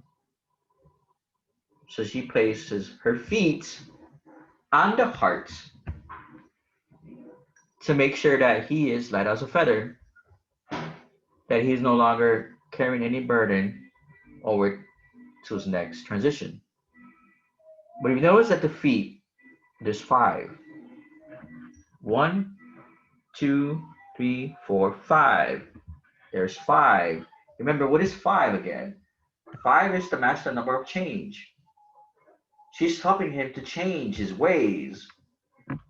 So when he does make another transition, when he makes another incarnation, this being is no longer carrying that heaviness on his heart. So he could be light as the feather. Right? He's at her mercy. Okay? You see how we are always brainwashed to thinking that the left hand path is evil. How the going right is the right way to go. You see how that ignorance is placed in the right hand? The right hand. And it's not placed in the bottom arms, it's placed in the top. Okay? You notice how these two main arms are like this? Okay? Right? She's looking like a fork. And it's 3. You see how it's 3? Right? Okay? She's also considered to be, you see how you think about the Holy Trinity, right? The mother, father, and child. But remember that Kundalini energy is really the Holy Spirit. So she's signifying also the Holy Spirit. Why do you think she's like this? She has a sword in her main left hand, and she has the head of ignorance in her main right hand. And she's also looking like the fork because she is the definition of the Holy Spirit, the feminine energy, the power. Notice that these are all men, men that are full of ignorance because they lost their way to their heart, the connection and direction to mama, to mother. She here is the representation of the feminine, powerful energy. Why do you think you see snakes? Snakes represent also the Kundalini energy, the serpent energy. Why do you think in the story of Adam and Eve, how they said the devil was in the Garden of Eve to have Eve bite into the fruit, onto the apple? If anything, that apple was really considered to be the tree of life. Why do you think they used the snake as the devil to think that that was the devil? If you look into it differently with the metaphysical lens, you understand that Eve wasn't even Adam's first wife. It was Lilith. You know what's that saying? A woman's scorn is never is always worse or some shit that she's like she always has the last say, especially when she's pissed. So it makes you think that the snake that was in that garden wasn't even a male figure. It was actually Lilith to show Eve to wake up, mama, because you are the supreme being, not Adam. She made her bite the fruit of life to awaken to who she is. Remember, everything starts from where? From the root, that root chakra. Why do you think the apple is red? Why do you think they use the snake?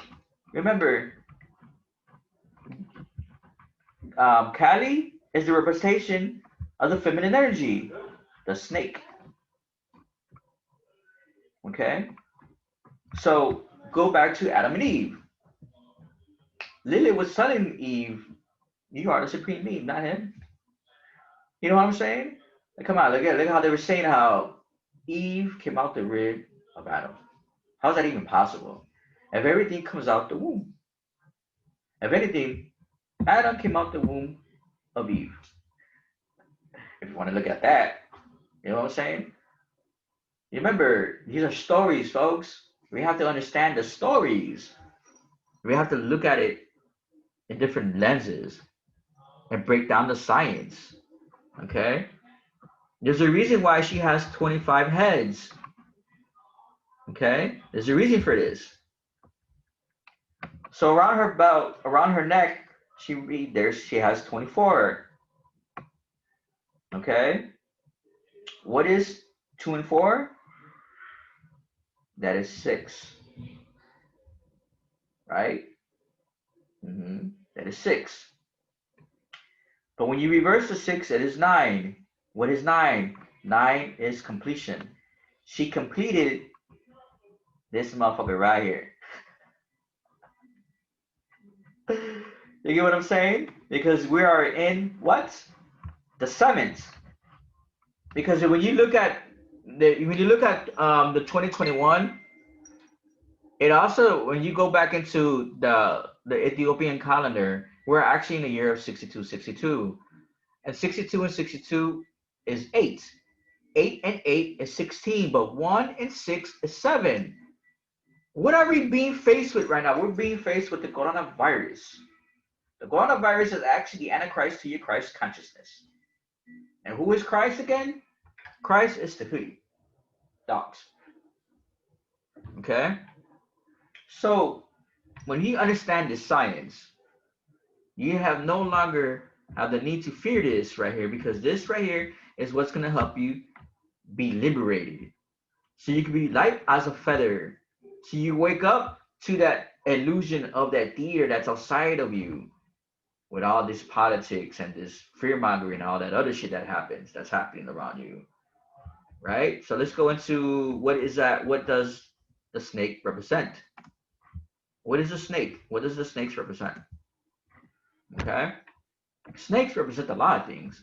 One, we already know that a snake represents the feminine energy, the Kundalini energy, right? That's where that's coming from. Okay. All right. Okay, so I like this meaning right here. I like this right here. It says unusual facts about snake symbolism. You need to become more self-aware. Okay, that's the symbology of a snake. When you see a snake, you need to be more self-aware of yourself. One of the first things that snake symbolizes is connected to the senses of you, of who you are. You need to be quite cool with everything. A snake is cool-blooded reptile, but it then symbolizes being able to what? Let's go into it. What is able to do what? To what?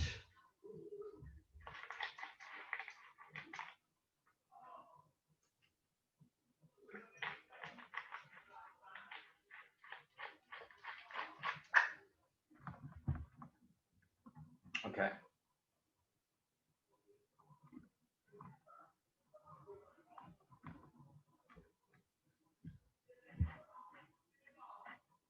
Okay, let's just read this from here. So the snake spirit animal has been showing up in your life recently. It is a sign for you to concentrate your awareness of your surroundings and become more watchful of potential dangers. But we kind of are facing potential dangers, especially if you make that your reality with the programs outside of you, with the theaters, with these with this fucking election and this COVID, right? The snake symbolizes is a reminder that to move forward, you must work with your environment, listen, watch carefully, and act as just the right moment. Listen and watch carefully. Pay attention to your environment. What is your environment? Your source within as without, as above, so below, right? To listen. Listen to what? Listen to your inner guidance. Listen to your guides. Listen to your ancestors. Okay. Remember, what does Kali represent?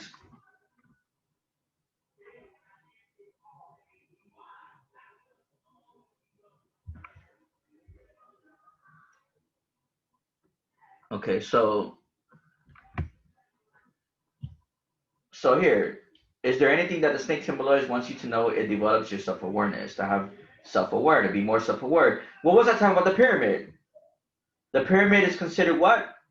7 levels of awareness. What is consciousness? It's the inner spiral effect of the 7 levels of consciousness. When you reach to your seventh chakra, your corona, which is why she had the 25 heads, makes 7. It's your corona chakra, okay? Your crown. So the snake spirit realizes the surroundings and vibrations. The snake spirit animal realizes on its surroundings and vibrations. It uses as it compass to find its direction. Hello, what did we say about Kelly? What was she stepping on the heart of that of the where was she knocked out? She's on the heart, trying to give him direction, trying to have him be full of compassion, to let go of the false illusion of himself. You get what I'm saying? So it finds its direction. What are we doing right now? We are finding our direction to what? To our heart space that's connected to the earth, that's connected to Mother. Compassion leads to direction. Compass. Okay? It transmutes these energies. It decides whether it should avoid a certain path or pursue it. Always got to rely on what? Your intuition, your gut feeling, your solar plexus, your third, and your mind's eye, your 6. And you look at those numbers, 3 and 6, okay? That's 7, 8, and 9. completion, end of cycles, and beginning of new ones. This is what we're in now, the Kali Yuga, a stage of completion, and entering a new earth. That the old system is falling and the new one is merging. But you have to create that new merge to bring it into your new earth. How do you do that, Miguel? You gotta manifest. You gotta what? You gotta manifest. What does that mean? You got to co-create with what? With the energies you have within yourself. Nothing outside of you. Everything that's inside of you. Merging with who you are. Right? So if a snake relies on vibration and uses the direction of a compass, aren't you full of energy and vibration and frequency? When you raise your kundalini, what is that? That's a snake. What is that? Also, that represents the feminine energy. Okay? So it slithers on the earth and transmutes the energies from it, and then decides whether it should avoid a certain path or pursue it. We already said that. You trust your intuition. The snake meaning also speaks about calming energies. Calming energies. When they talk about calming waters, I love this because this goes back to my beloved. She's my water sign. She's my Cancer. She's my 69. She helps me also merge with myself. She's the water. She's the water calming effect to my fire energy. I love that. I love her, man. How she merges with me. She calms me down. You get what I'm saying? She calms that fire side of me down. You know? So the cold-blooded animal is telling you to remain cool and collected when you can help it and not be affected by the drama and the chaos of everyday life. A lot of you are caught up in the drama, the theater that's outside of you, and everyday life through the television that telling lies to your what? Your vision of your inner eye, your first eye, your mind's eye. That's been it's been disconnected to you, and you cannot create or imagine your creation because you're being blinded, you're being blindsided, you're being fucking you're following a false script, a false illusion that isn't your reality. Remember, you can co-create and create your own reality. That's not your reality out there. You know what I'm saying? You're falling into that chaos that's keeping you what? In low vibration, and what? It's keeping you in that beast body that you never find the beauty within yourself. Remember, this is a representation of Beauty and the Beast. Just right here is representation of the Beauty and the Beast. You get that? You get that now? Do you understand this? This is not giving you a story of Jesus and then the devil. It's telling you this is the representation of the Beauty and the Beast.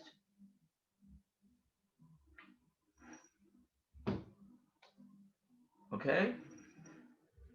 Now, the meaning of the snake is also about transformation. This is exactly what's happening right now. A lot of us are transforming.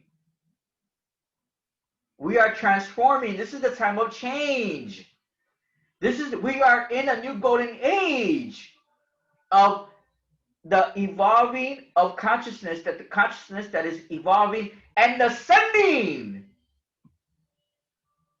to your higher self. Okay? The snake is about transformation. It signifies what? Rebirth and transmutation. Transmutation is transcending into the mutant that you are. Rebirth, death and rebirth, the death of the fucking ego, the death of that beast body. That's not you. You get what I'm saying? Okay? When it shits off its skin, the same can be said when you're going through something uncomfortable. Because what is uncomfortable is what's good for you. Because you're letting go of that shit, man. When you're comfortable, you cannot face your fucking demons and you cannot face your shadow self. You cannot fix anything that you need to fix in your life that makes you stuck. Because you get too fucking comfortable. You want to face what's in front of you because it's not comfortable for you. When something's uncomfortable, that's when you grow. You think this emerging with Baffy was something comfortable for me? It was something uncomfortable because I had to face that and be like, you know what? I'm no longer afraid of that. Especially when I started learning the science of who he was. I am him. I am Baffy. You get what I'm saying? I'm no longer afraid of this no more. This is power. A lot of people don't want to go into that darkness because it's uncomfortable for them because it's scary. Because of the programs. Remember, the darkness is you. You are the darkness and the light. You are the lightness, the light and the darkness. It needs to merge. You can't be one without the other. You bring the light to the darkness. Okay? That's what you do.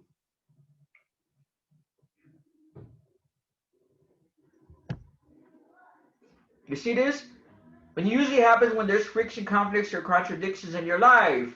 What is happening outside of you? Isn't there a lot of conflicts and contradictions?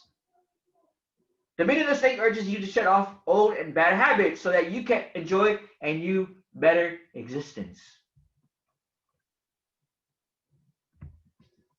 The snake symbol is also a representation of healing because we are starting to heal old wounds. Hell, I went through a lot of healing. I'm still going through healing. I'm still a work in progress, but I couldn't say that because I'm still healing from a lot of old wounds. Man, you know how many times I've been here? Huh. I've been here many fucking times, different reincarnations. Imagine all the old wounds and all the shit I'm dealing with right now that I'm letting go of. But guess what? I am letting go of them. You get what I'm saying?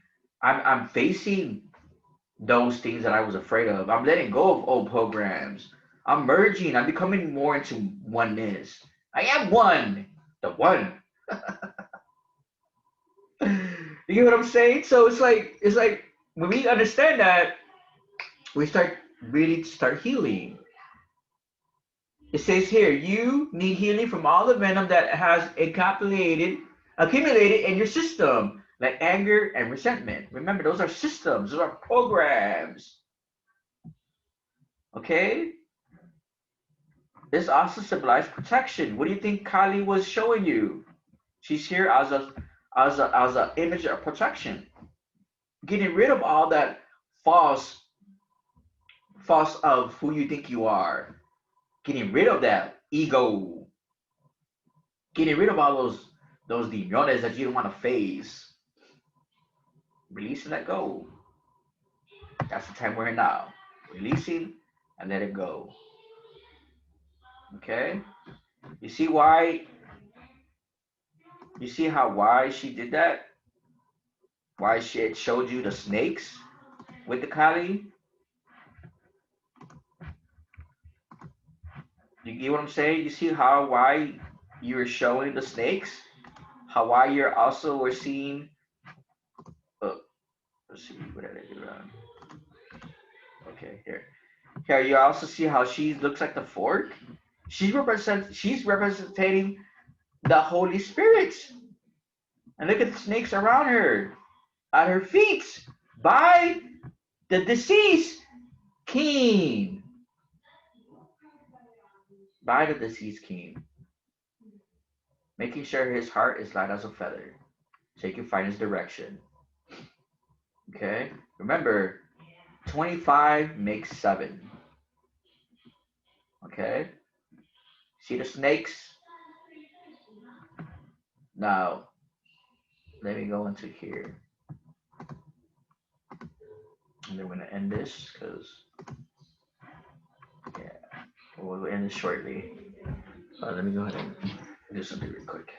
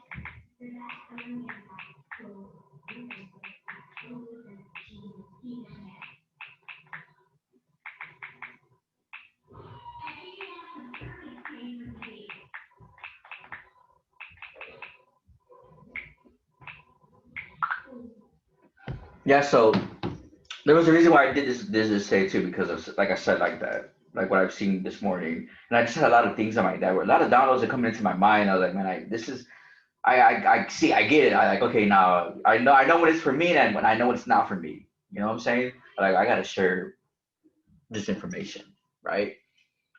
So let's go into the whole seventh.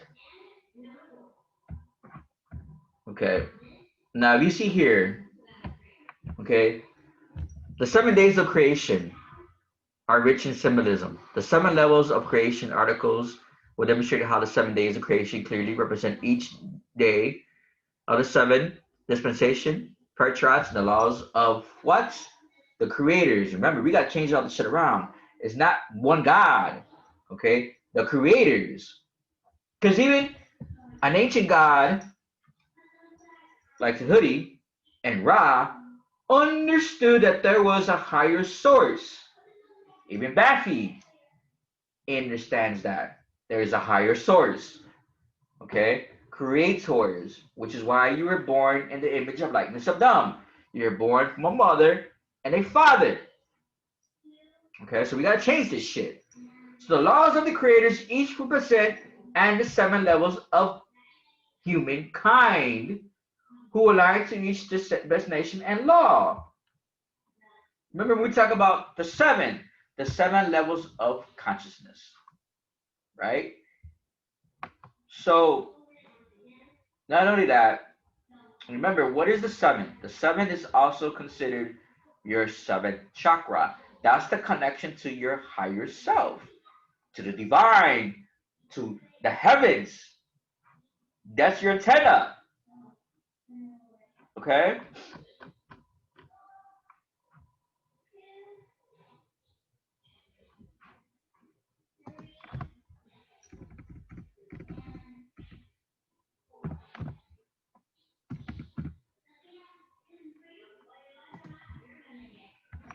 So let's go into it about the 7 levels of consciousness. So these are the 7 levels of consciousness that you can attain. Okay? Primitive, ground working for emotional security, self-respect, 4, the individual, 5, the higher self, 6, the collective consciousness, and 7, the divinity. Very important levels of consciousness that you need to attain. Okay? When you think about self-respect, this is considered to be more like the heart space, right? The higher self will be the 7th. Okay?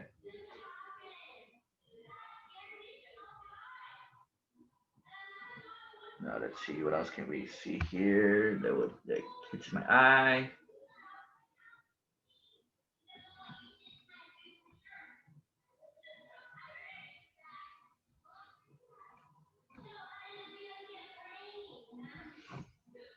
And let's just go through something else. Let's check into the 7 chakras so you guys can understand more of chakra.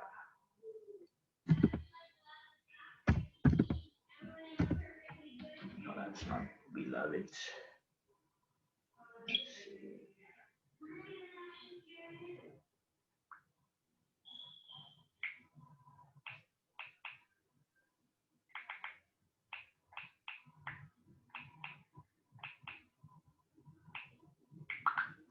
All right.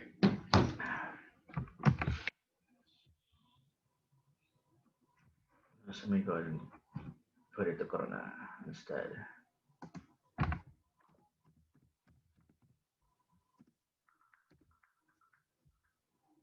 So remember how the Corona is also, it's, you have a halo above your crown, right? You have a halo above or like behind. Like you see how you had like a Ra, the sun god. He has a halo above his behind and above his corona.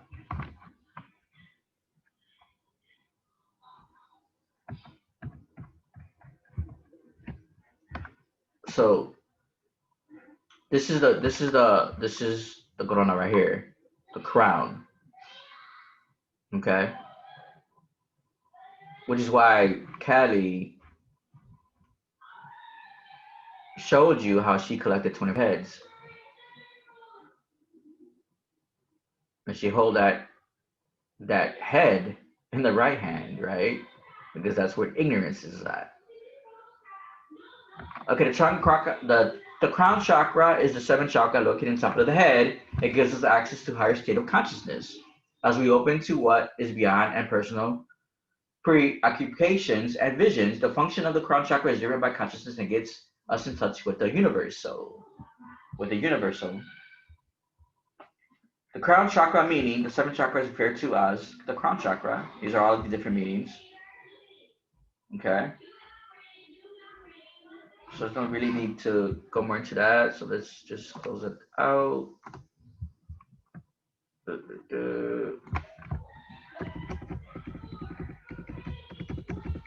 So what else is okay? So we'll go into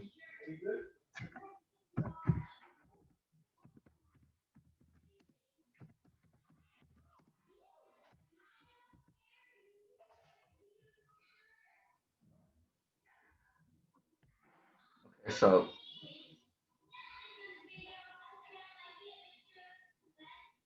all right. So a lot of us have this number as a life path number, and we have this in our chart, what we were born with. You see, I am a 77. I was born in 77. I also have the life path number 7, which is why I'm already connected. I've been connected to the 7, to the corona, for as long as I can remember. What does this symbolizes? This symbolizes the seeker. There is no end to the numbers of senses of curiosity. A person governed by the 7 never accepts things at face value. Feeling that much of life is superficial, they yearn to see what's behind door number 3 and the man behind the curtain. Fact, let me tell you what's going on right now with this illusion in this theater. Let's go back to the Wizard of Oz with Dorothy.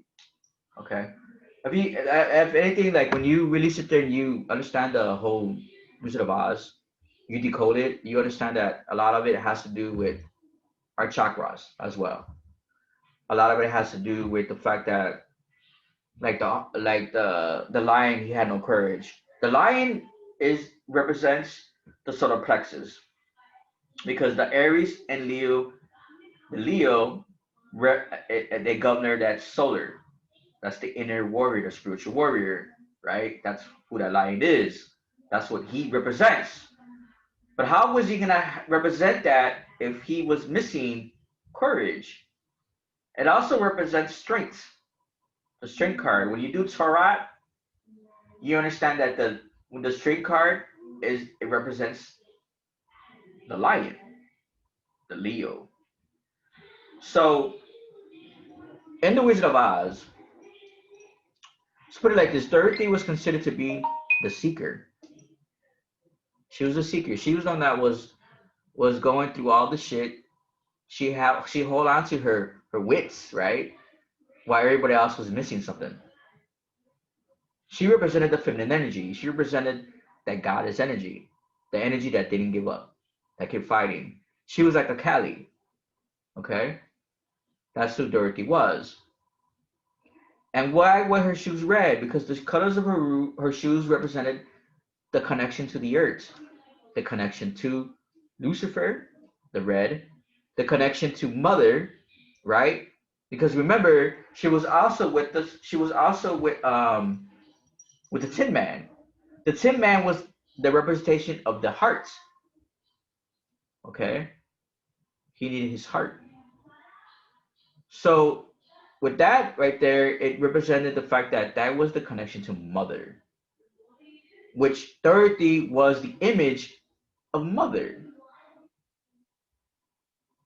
Through all that shit that was done, when they finally made it to the end of the Yellow Brick Road, the Scarecrow, another Scarecrow, the Tin Man found his heart. But he had it there with him all the time through Dorothy, because Dorothy was the representation of the heart, of the mother, the fourth chakra. Remember, how many were they? It was Dorothy, it was the Tin Man, the Scarecrow, the Lion. Let me make sure this is right.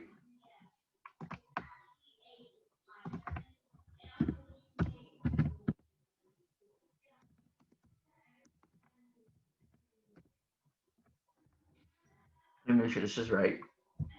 All the characters. I have to make sure I'm right with something before I go into it more.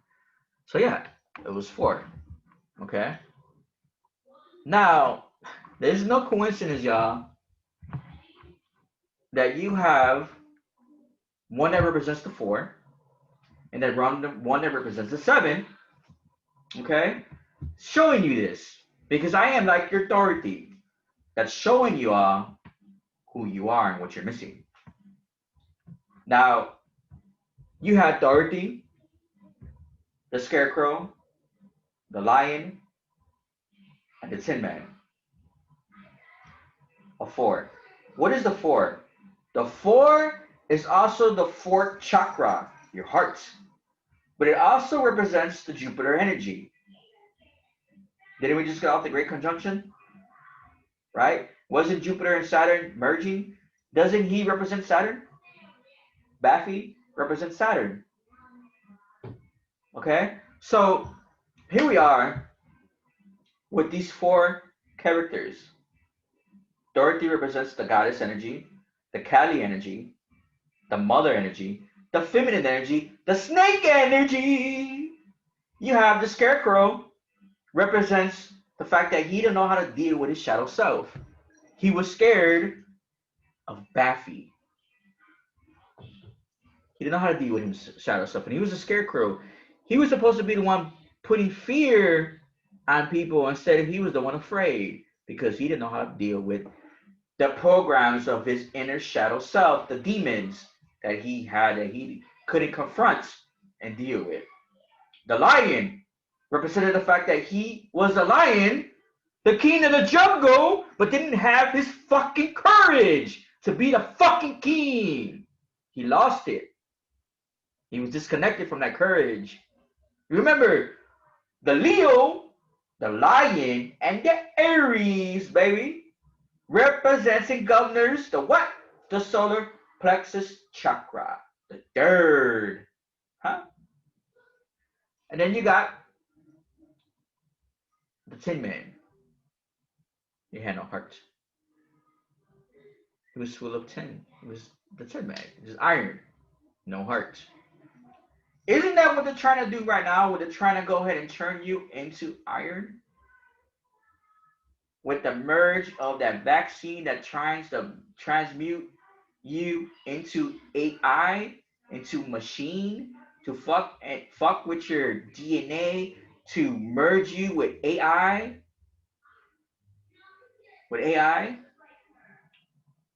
so they could mess with your genetic codes and modify your DNA.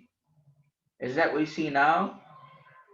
How you have us in lockdown, and they want to keep you on lockdown to keep you in fear of the scarecrow, of that virus that's the boogeyman that they created. How a lot of people are operating at low frequency and they're not operating with that love frequency. Love is the higher frequency on the planets, but it also could also trick you and keep you stuck here. That's when you have to decipher it and really know if it's love or is it the trick. Okay, because love can guide you, but love can also trap you. And that's what we see with a lot of people. They want to fall in love with someone because they're lonely or because they don't want to go ahead and and deal with nothing that's uncomfortable. They want to be comfortable because it's normal to them. I know I've been there. I've been there many times, man. I'm glad I'm finding out I got that out of my system. I'm no longer stuck in that energy no longer. Now I'm really in love and I'm evolving with that love as well. And I'm helping her evolve as well. We're evolving together. We're finding in union. We're in that trinity of mother, father, and child. She doesn't have to be my son didn't have to come out her womb for her to represent that mother energy. She's a mother. And she coming from her heart space. You know what I'm saying? That's what we look at it now as we see how this is in fact the Wizard of Oz now. We have the masses in a huge spell that they need to break away from. And now you see how Dorothy, how she helped these three characters, the three,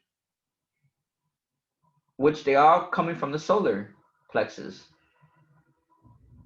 and Dorothy coming from the heart. We're showing these three characters what they thought they were missing all along, and everything was just hidden within themselves. Wasn't ever outside of them. Yes, Dorothy represented the feminine energy, the mother, but she reminded them, as a loving mother, full of compassion, direction, that you are who you seek, not outside of you. You are who you seek. So when Dorothy pulled that curtain, when she finally made it to the end of the big road, and she found out who was really this Oz character, the Wizard of Oz, she found out it was a fucking old man. That's what we see now. The only reason why the elite stay in power because they hide behind the government and they hide behind him. But now, I, a number 4, in my 7th, I'm taking this back. We're taking this power back. The elites are no longer gonna have too much power no more. As soon as we figure that out, we reclaim everything back. They no longer have any more power. See, the elites stay in power because they hide behind him. They hide behind him, and they hide behind the government. When you take away that power of the government, the elites are just like that old man behind that red curtain. He no longer has no fucking power. They no longer have no power. They're powerless. Remember, you give the power to those motherfucking politicians. You give the power to that structure. You give the power to these elites. Remember, they feed off your energy. That's how valuable you are to them. This is why they do their best to keep you in a low vibration, to keep you out of your heart space, to keep you afraid of Buffy. It's the program, folks. When you realize that program, you're no longer part of that program. You navigate through it. You become the magician, not the one under a spell. You're the one doing the fucking spells now. You get what I'm saying? So what do a life path number 7 seek in numerology? You see that?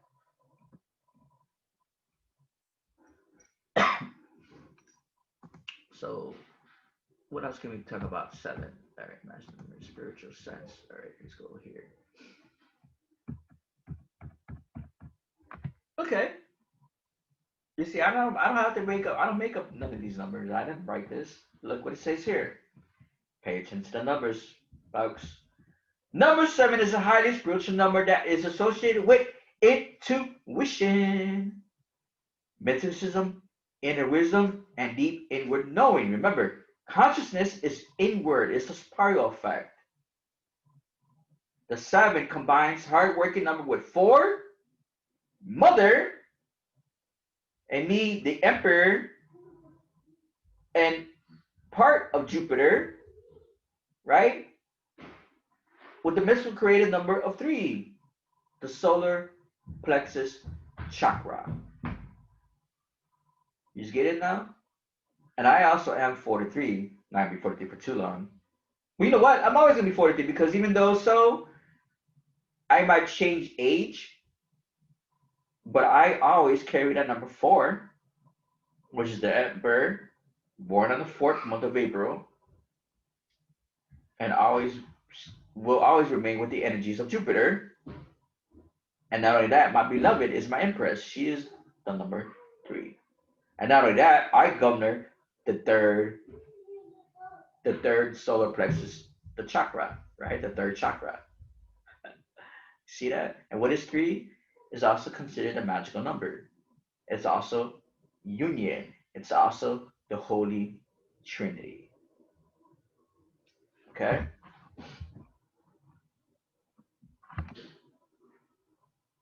So it's very important, like Tahuti always would say, is to know thyself. Know thyself. Know who you are. Because there are more than meets the eye than what you see of who you are. Remember, they put this image in front of us for so long because they hide behind this power. Now it's time we take it back. And it comes back home to the children of the lands and to the children of the sun. A lot of us are descendants of ancient Kemet and gods such as Tahuti. Okay, a lot of us walk on this earth are ancient souls such as myself.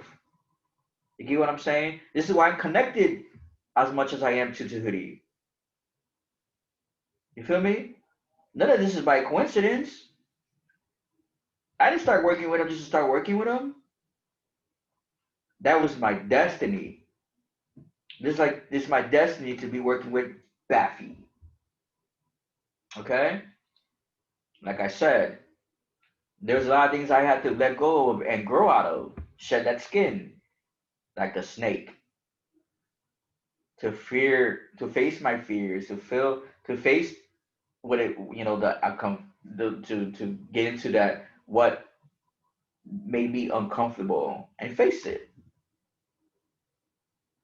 Now, no, I'm no longer afraid of anything no more. Now, what can I be afraid of? Death? Death is just transition. You know how many times I died? And I came back here again and again and again? Don't get me wrong. I'm sure there was a lot of shit I had to learn. But this time I know for a fact I came here for a purpose because all the times I reincarnated here was for here, for this very moment now, the time we're in now, what we're facing. I am an ascended master, a master teacher. I should be there for my truth. I come back here to teach, to do what I love to do. Earth is my second home. A lot, like I said, this body is of the earth, but I am not from the earth. You know what I'm saying? But here we are. Here I am in the flesh. I'm not just his body. I'm proving that more than one time that I ain't just his body. But that's because that's why. What is that? That's knowledge of self. That's what that is. And I'm not anything different than what you are. It's just what you care to know about yourself. It's what you care to study about yourself. You step into your science. It's crazy though because those that run that illusion of that matrix system, they study you. They know who you are. How is it that they study you but you can study yourself? Again, you let go of programs. When you let go of the programs, you're no longer hold hostage. Remember, the only reason why anyone is held hostage because it's all mindset. It's all mindset, man. Because you can really be in prison, in a physical prison, but are you really in prison in your mind? Because your mind is your freedom. Your mind is your freedom.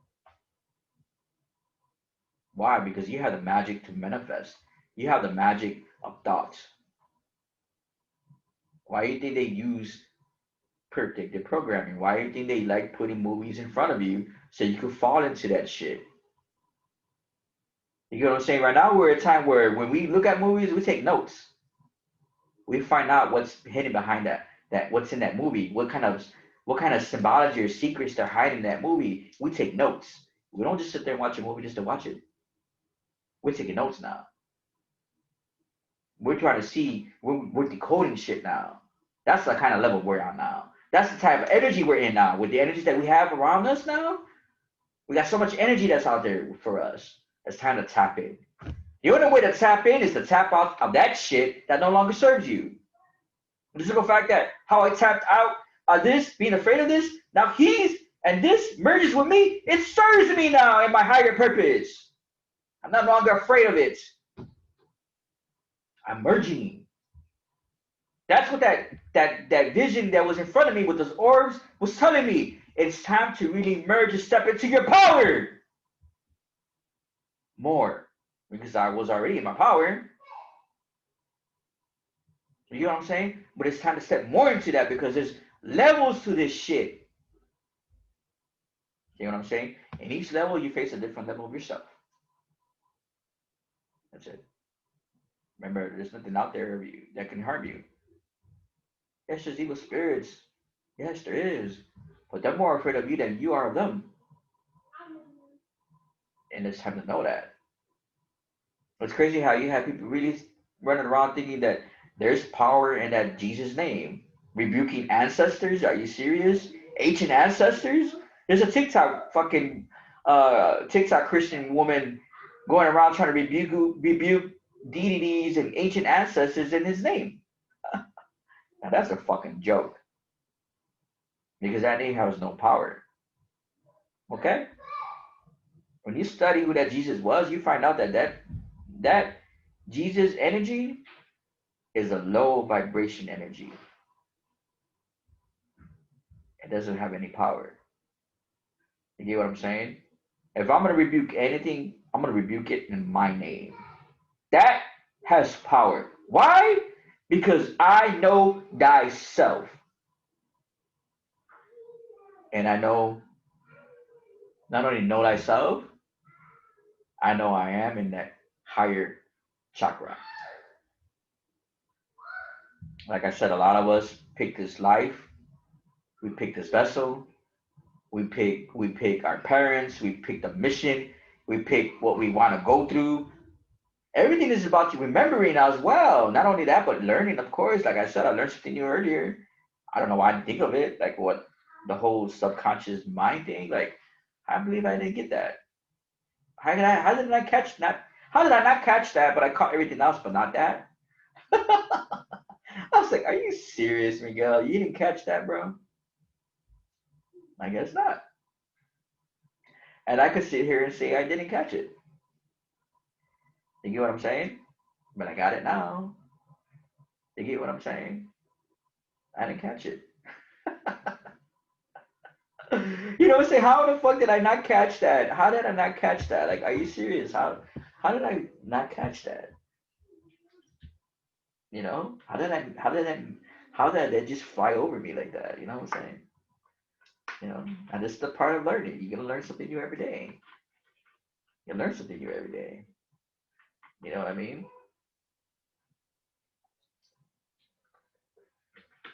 It's levels of growth. It's the levels of shedding skin. It's the levels of consciousness, the levels of awareness. Like they say, you bring life to certain things, like movies, for instance. You bring life to that. That becomes a reality. The more people that believe in that reality and that fear mongering and all that nonsense, you bring that to life. Because of what, Miguel? Why? Because the way you think, your thought process. Remember your thought magic, y'all. That's what that's coming from. Okay. When you finally let go of that and you take control of that thought magic, you start to become more the magician, the creator, the creator. Just go back to He-Man. He-Man was Adam. No coincidence, Adam, right? Like Adam and Eve. Who was Eve? His sword. His fucking sword was Eve. Why do you think he was in pinky white clothes? He was representing the feminine energy wearing those colors. Was it pink and white his clothes when he was Adam or some shit? I know it was some kind of fruity, some kind of those colored, those those colors, the fruity colors, like the pink right here, some shit like that, right? So he represented the feminine energy. Why do you think later they made She-Ra that had He-Man first?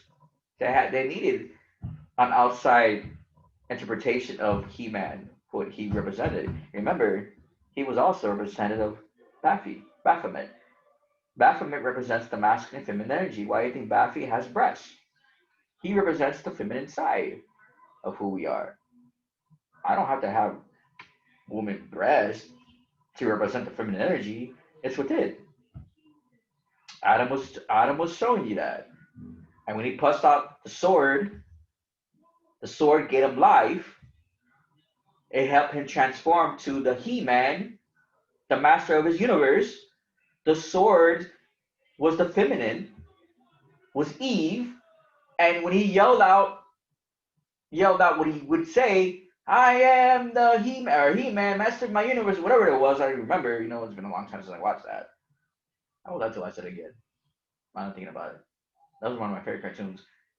He would use his words, his vocal, his throat chakra. The throat chakra is the fifth chakra, the sound, element of sound. He spoke himself into existence of who he really was, and he transformed to the He-Man. I broke down some signs right there with He-Man. You see that? It's crazy, right? How just things just come into my head. So I think it was pink and white, then his pants were purple or some shit. You know what? Let's just check it out. Let's check it out. Let's see his colors. Now that we here. Man.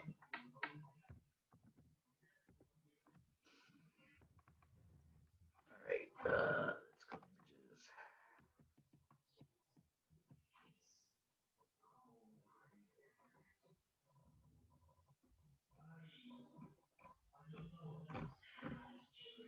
Yeah. Okay, let me show you this. I was right. I was right. I was right. I was right. Now I'm gonna talk about skeleton real quick. Okay, so look. Yeah, look, see? Pink and white. He represented those colors represented the feminine energy. Why did he had his hair kind of like that? Like, you know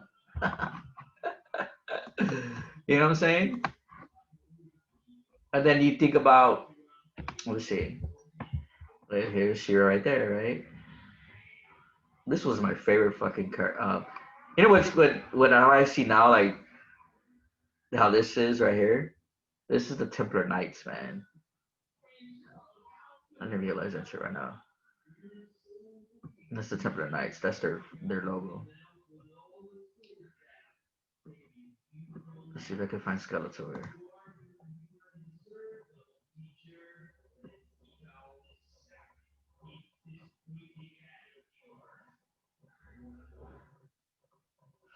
Yeah, man, fucking He-Man. That was one of my fucking. I used to love watching this as a kid, man. I used to try to collect all the fucking toys, man. I used to try to collect all his fucking toys. I was telling you, man.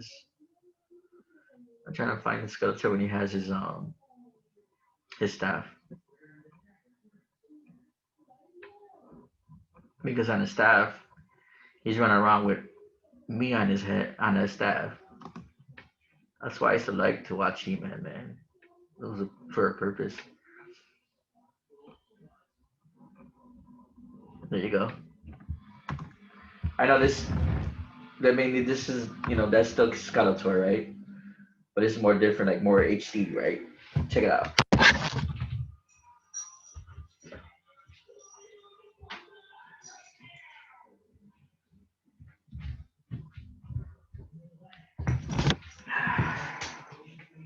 All right,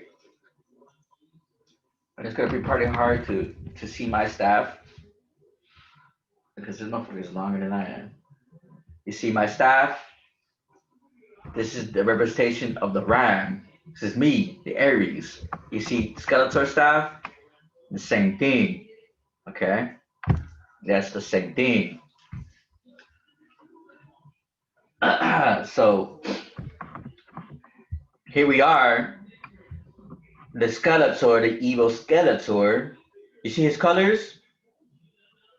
You see this? This is the representation of the third eye, awakened third eye, and the crown. Well, he doesn't. You see how the hood is covering the crown? You see how he always had the hood over his crown. He didn't have access to the corona. He was blocked off. Why was he blocked off, Miguel? Because you see how this is right here? It's covering the heart. He had no compassion. He had no direction. That's why he was evil.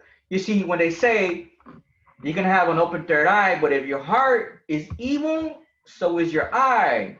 That means also he had no access to the corona. He had no connection to the heavens. That's why he's always get his ass whooped. Right? There you go, folks. You see that? That's why his staff was purple. Representation of an open third eye. But He-Man had the feminine energy. He-Man had not only just the feminine energy, but he also had the connection to the corona. I mean, if he had a feminine energy connection, that means he had the heart, the connection to the mother, which is why he also was in pink and white, right? Represents the feminine. Again, the sword. The sword is my words. My words is my swords. He would manifest himself. His he was spelling. He was doing a spell. You see, him like that with the fire behind him, connection to the corona, right? And the solar, the fire, lightning. Boom! You get what I'm saying? He was able to transmute, to transform into the He-Man. Man, I'm good, man. Oh shit, bro. Tony, look at Skeletor with the fucking little with the ram staff, man. No wonder why I still love to watch He-Man. You see that, man? You see my staff, bro? See my staff? What's up, man? Come on, y'all. I'm into my stuff, man. I don't be fucking playing around, bro. Motherfuckers are lucky I don't be fucking people up, casting spells on motherfuckers fucking their head up. Cause I'm very capable of that shit, man. I just don't do it. I don't have to.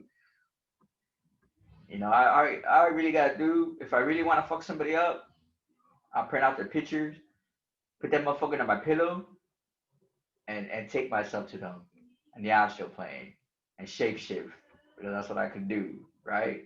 Do that shit. So here you are, man. That's the He-Man. See, it's tripped out how, of course, how the Skeletor had an open third eye. I mean, I'm sorry, the open mind's eye, but he had no connection to the heart. I mean, no connection to the corona, and he was missing that compassion to the heart. Where He-Man was the opposite. You know what I'm saying? So Man, that's pretty fucking good, man. This was some good shit. How stuff just was popping into my mind, man. Going with the flow, going with the flow of things. So, I've been on here for a while already. I'm not sure how for how long. I just know it's been a few hours already. You know, I miss my girl. It's around 9:35 already. 9:35 my time, man. So there you are, y'all. I'm glad I did this. Bring out some science on that. We went in kind of deep. How we have to break free from those programs. That reality shouldn't be your reality. Yesterday, I was out. I had to get a few things. I went into a metaphysical shop there in my old neighborhood in Pilsen, and I every time I go over there, it's always closed. So this time it was open, so I went in there like, now, I'm cool. I don't wear a mask on. I mean, I don't I don't wear a mask. I don't wear a mask. That didn't sound right. I don't wear a mask. Period. That's not my program. That's not part of my agenda. I'm above that. I'm against that. The lady that was in there in that metaphysical shop, she was she had no mask on when I walked in. The minute I walk in, she gets all scared. She goes for her mask, and she's like, "Where's your mask at?" I'm sorry, I don't wear one. She's like, "Well, you can't be in here." Well, I have a medical exception. I mean, I don't see why can't I be in here. Well, I don't care what you have. I'm like, "What do you mean? You're denying me? How are you denying me? You can't do that." I'm trying to show her paper. No, she was super ignorant about it too. Like, I don't want to be that and da da da. Like, wait a minute, you can't just do that to me. How are you gonna be afraid of anything? How are you gonna run a shop like this with all these DDDs that you surround yourself with, but yet you're still afraid? That doesn't make any sense. And I was, I was sort of like, hey, and then she was on the phone with the cops with us, like, is it even worth to be in here? She's calling the police. But then I was like, fuck, I can't even shop in here because right away, I mean, I didn't notice there was a sign that said no cash. It's like, fuck, I don't carry cash, you know what I'm saying? I'm always with a card. I was like, all right, I guess it's not even worth it to you stay in here and argue my point of view for what? It's like, that's wrong. You're ignorant. It's the way you act, you're ignorant. I was like, all you do is piss off the ancestors. You know what I'm saying? It's like, that's all right. So I walked out, right? And I left. It did kind of get to me because the way she responded and she acted, she looked at me like I was a virus, man. But in all interest and fairness, I get it now because I am that virus. I'm the virus to her fear. I'm the virus to her fear. She was afraid of me. I'm the virus to that matrix system. Like what? Look what Agent Smith told Neo. Use humans or the virus. So I get why she was afraid of me. You get what I'm saying? It was a little upsetting because I didn't get to look around like I wanted to because I really wanted to look around, and even if I couldn't buy anything with buy anything because I didn't have cash on me, I could have had cash next time and bought me a few things and spend money in that motherfucker. So that's what I do when I go into these metaphysical shops. I'm always coming out of spending like $200 or $100 most of the time. I spend money. I don't be fucking around. Eventually, just coming to my work. I don't be playing. So I was like, really? Like, damn, that did bother me. It's like, man, she acted like that. But then after thinking and really understanding it, that how fear can fuck you up, but it's not my problem. It is hers. And the answers are gonna be pissed off because you deny me, okay? Me, a motherfucker that came back here to help people like you to get out of that fear program. You deny me. You get what I'm saying? Ancestors, the ancient ancestors, not just any ancestors, but ancient ancestors are going to be very upset at you for what you did. So other than that, after that incident, I was walking around anywhere I wanted to go into without a mask, without a problem. You know, it just show you guys is like you gotta navigate through this shit. You shouldn't let anybody else's fear program bring you down or be a part of that program. Like I said, I'm not part of that program. I'm against that program. I know why I came back here for, and I'd be damned if I'm gonna be walking around with a fucking mask, fawning everybody else. Then what the fuck was the purpose of me coming back here? I gave up so much to be back here. Why would I be back here if I'm gonna just fall in line like a sheep? Do I look like a motherfucking sheep to you? When you look at me, what the fuck do you see? You know what I'm saying? Now, if you see me just to be a man, then that's your problem. That's something that you have to fix within yourself. But when you sit there and you see me for who I truly am, and that gives you an aspect of your visualization of what you could become and what you're missing. That's just it. That's how it is. Okay, we gotta break free away from the programs and become the She-Ra or the He-Man and just mute those energies. The energies are there. The energies are there. We just got off of the great conjunctions. The great conjunction, I'm saying. We just got off that. We're in a year of change. The numbers don't lie. They don't lie at all. Pay attention to synchronicities. Pay attention to the language. Pay attention to what's happening, why things happen the way it happens. Remember, there's a lot of distraction out there for a purpose to distract you and keep you in what? Your beast body. So you will never be a son. Remember, there's been separation. We've been separated from our spirits. We've been separated from our soul purpose, our journey. We've been separated from our higher self. We've been separated from the feminine or masculine energies. We've been separated from the darkness and the light. No more separation. We're in the time of changes.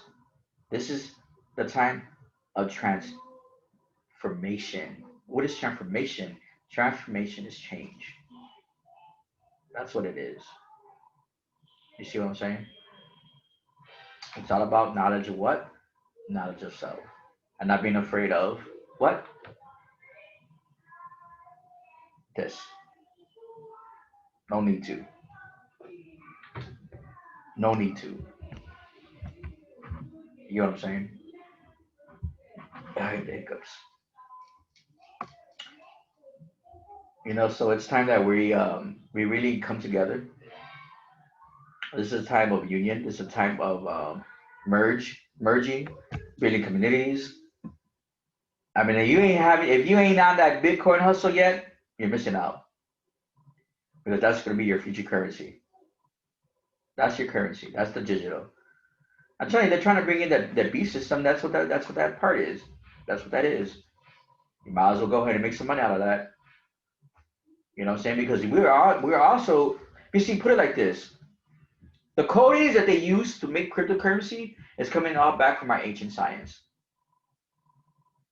from ancient Kemet. Our ancient ancestors and gods, such as the hoodie, okay,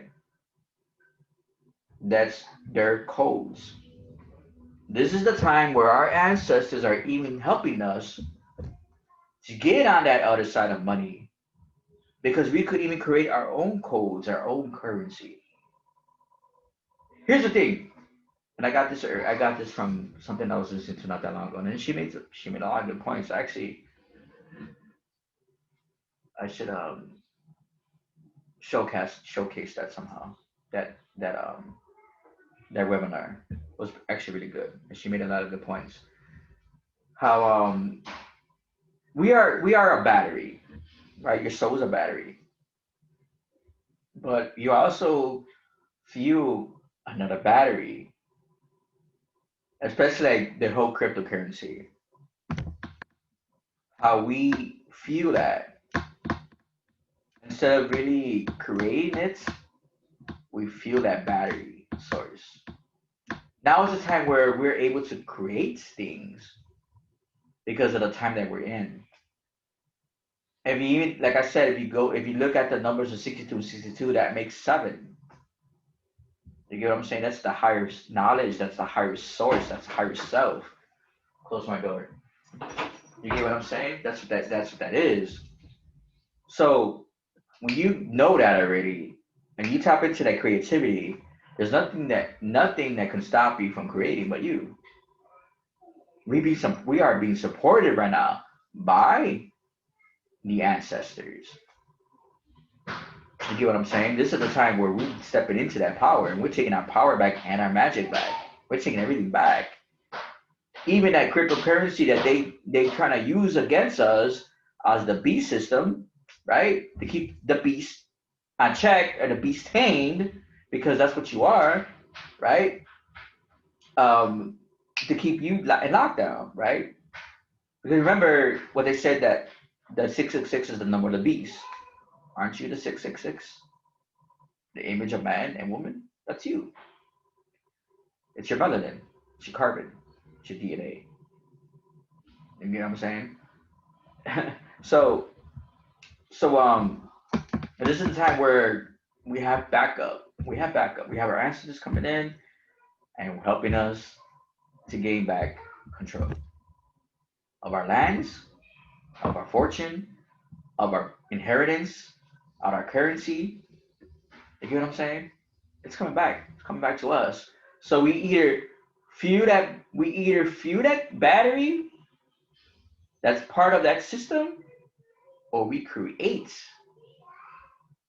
a new battery. You know what I mean? So yeah, right now is the perfect time to really start learning cryptocurrency, how to chart, how to trade currency with currency. It's a time for that. This is the time. Not that long ago, I'm telling you, my hat, my hat that I have up there. Let's see, my trading hat. You see it? That was my R Markets Life hat. That fucker fell on the floor, and it never falls. It shouldn't have fell. There's nothing in here that would have knocked it down. It fell, and it was a sign telling me it is time. Get ready for that merge. You know what I'm saying? It was telling me it was time when the hat fell. Out of all the hats I had up there, I mean, out of the three, that one falls. I was like, wow, okay, I see it. I got you. I took note. You know, like I said, this is a time where we are really fucking. And my head itches a lot, and I'm bald. Dry scalp, man.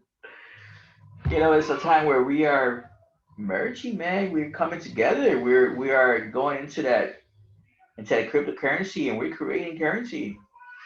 Like I say, we're creating communities. We're getting out of the cities and going into the country, going into towns and buying lands off and doing this and that. This is a time where you're building communities, being with like-minded individuals that are on the same energy, the same frequency as you are.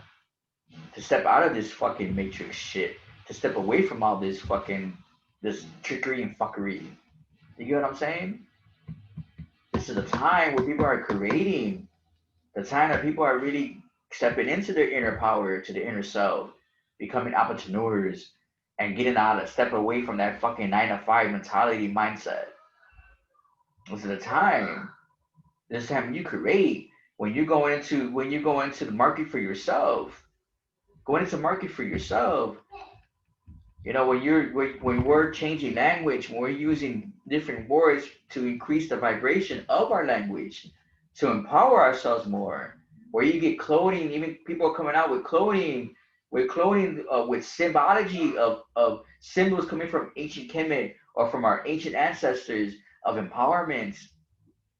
You get what I'm saying? People are stepping into their selves, man. People are stepping into their spiritual gifts and doing their work, their purpose. This is the time of change. We are in the age of Aquarius. We have mother energy of mother supporting us. We have our ancestors all lined up for us. Especially because I'm telling you, this is the time we came back here. This is what they were talking about, the 2012. You get what I'm saying? This is it. This is the grand finale. Probably not the probably not the finale, but this is something big right now because they were in the age of change. The golden age means the age of consciousness where it's evolving. It's evolving. We are evolving. We are waking up. The sleeping giants have waken up. You get that? The sleeping giants have waken up. It's a beautiful time to be alive. This year, I'm gonna make it the best year of my existence in this earth. Yes, last year was great, but I went through I had to go through a lot of changes, But you know what I allowed myself. I surrendered. I surrendered to my higher self. I surrendered. I got out the way. COVID was my blessing. Where COVID was a curse to somebody else, COVID was my blessing. I tapped into I tapped into that lecture energy. I started doing lectures. I started rediscovering more of myself. I started tapping more into me, regaining back my power, regaining back my energy, putting in more to work. You get what I'm saying? This year's gonna be even greater. If I was able to accomplish so much last year, this year, imagine, and now even that I'm in union with my beloved, with my empress, my queen. Imagine what the fuck we're gonna do together. You get what I'm saying? Man, perfect time to be alive. Perfect time to be in your power. Perfect time to just be able to conquer. To conquer. Not to be divided, but to conquer. Like I said, we are taking our magic back. We are taking our power back. We are taking our mind back. We are freeing ourselves from those shackles, from those strings, from those programs. Freedom is your birthright. Remember, freedom is your birthright. Okay? So I'm going to get off. Please like, subscribe, and click that notification bell. Because remember, we have to change the algorithms of the system.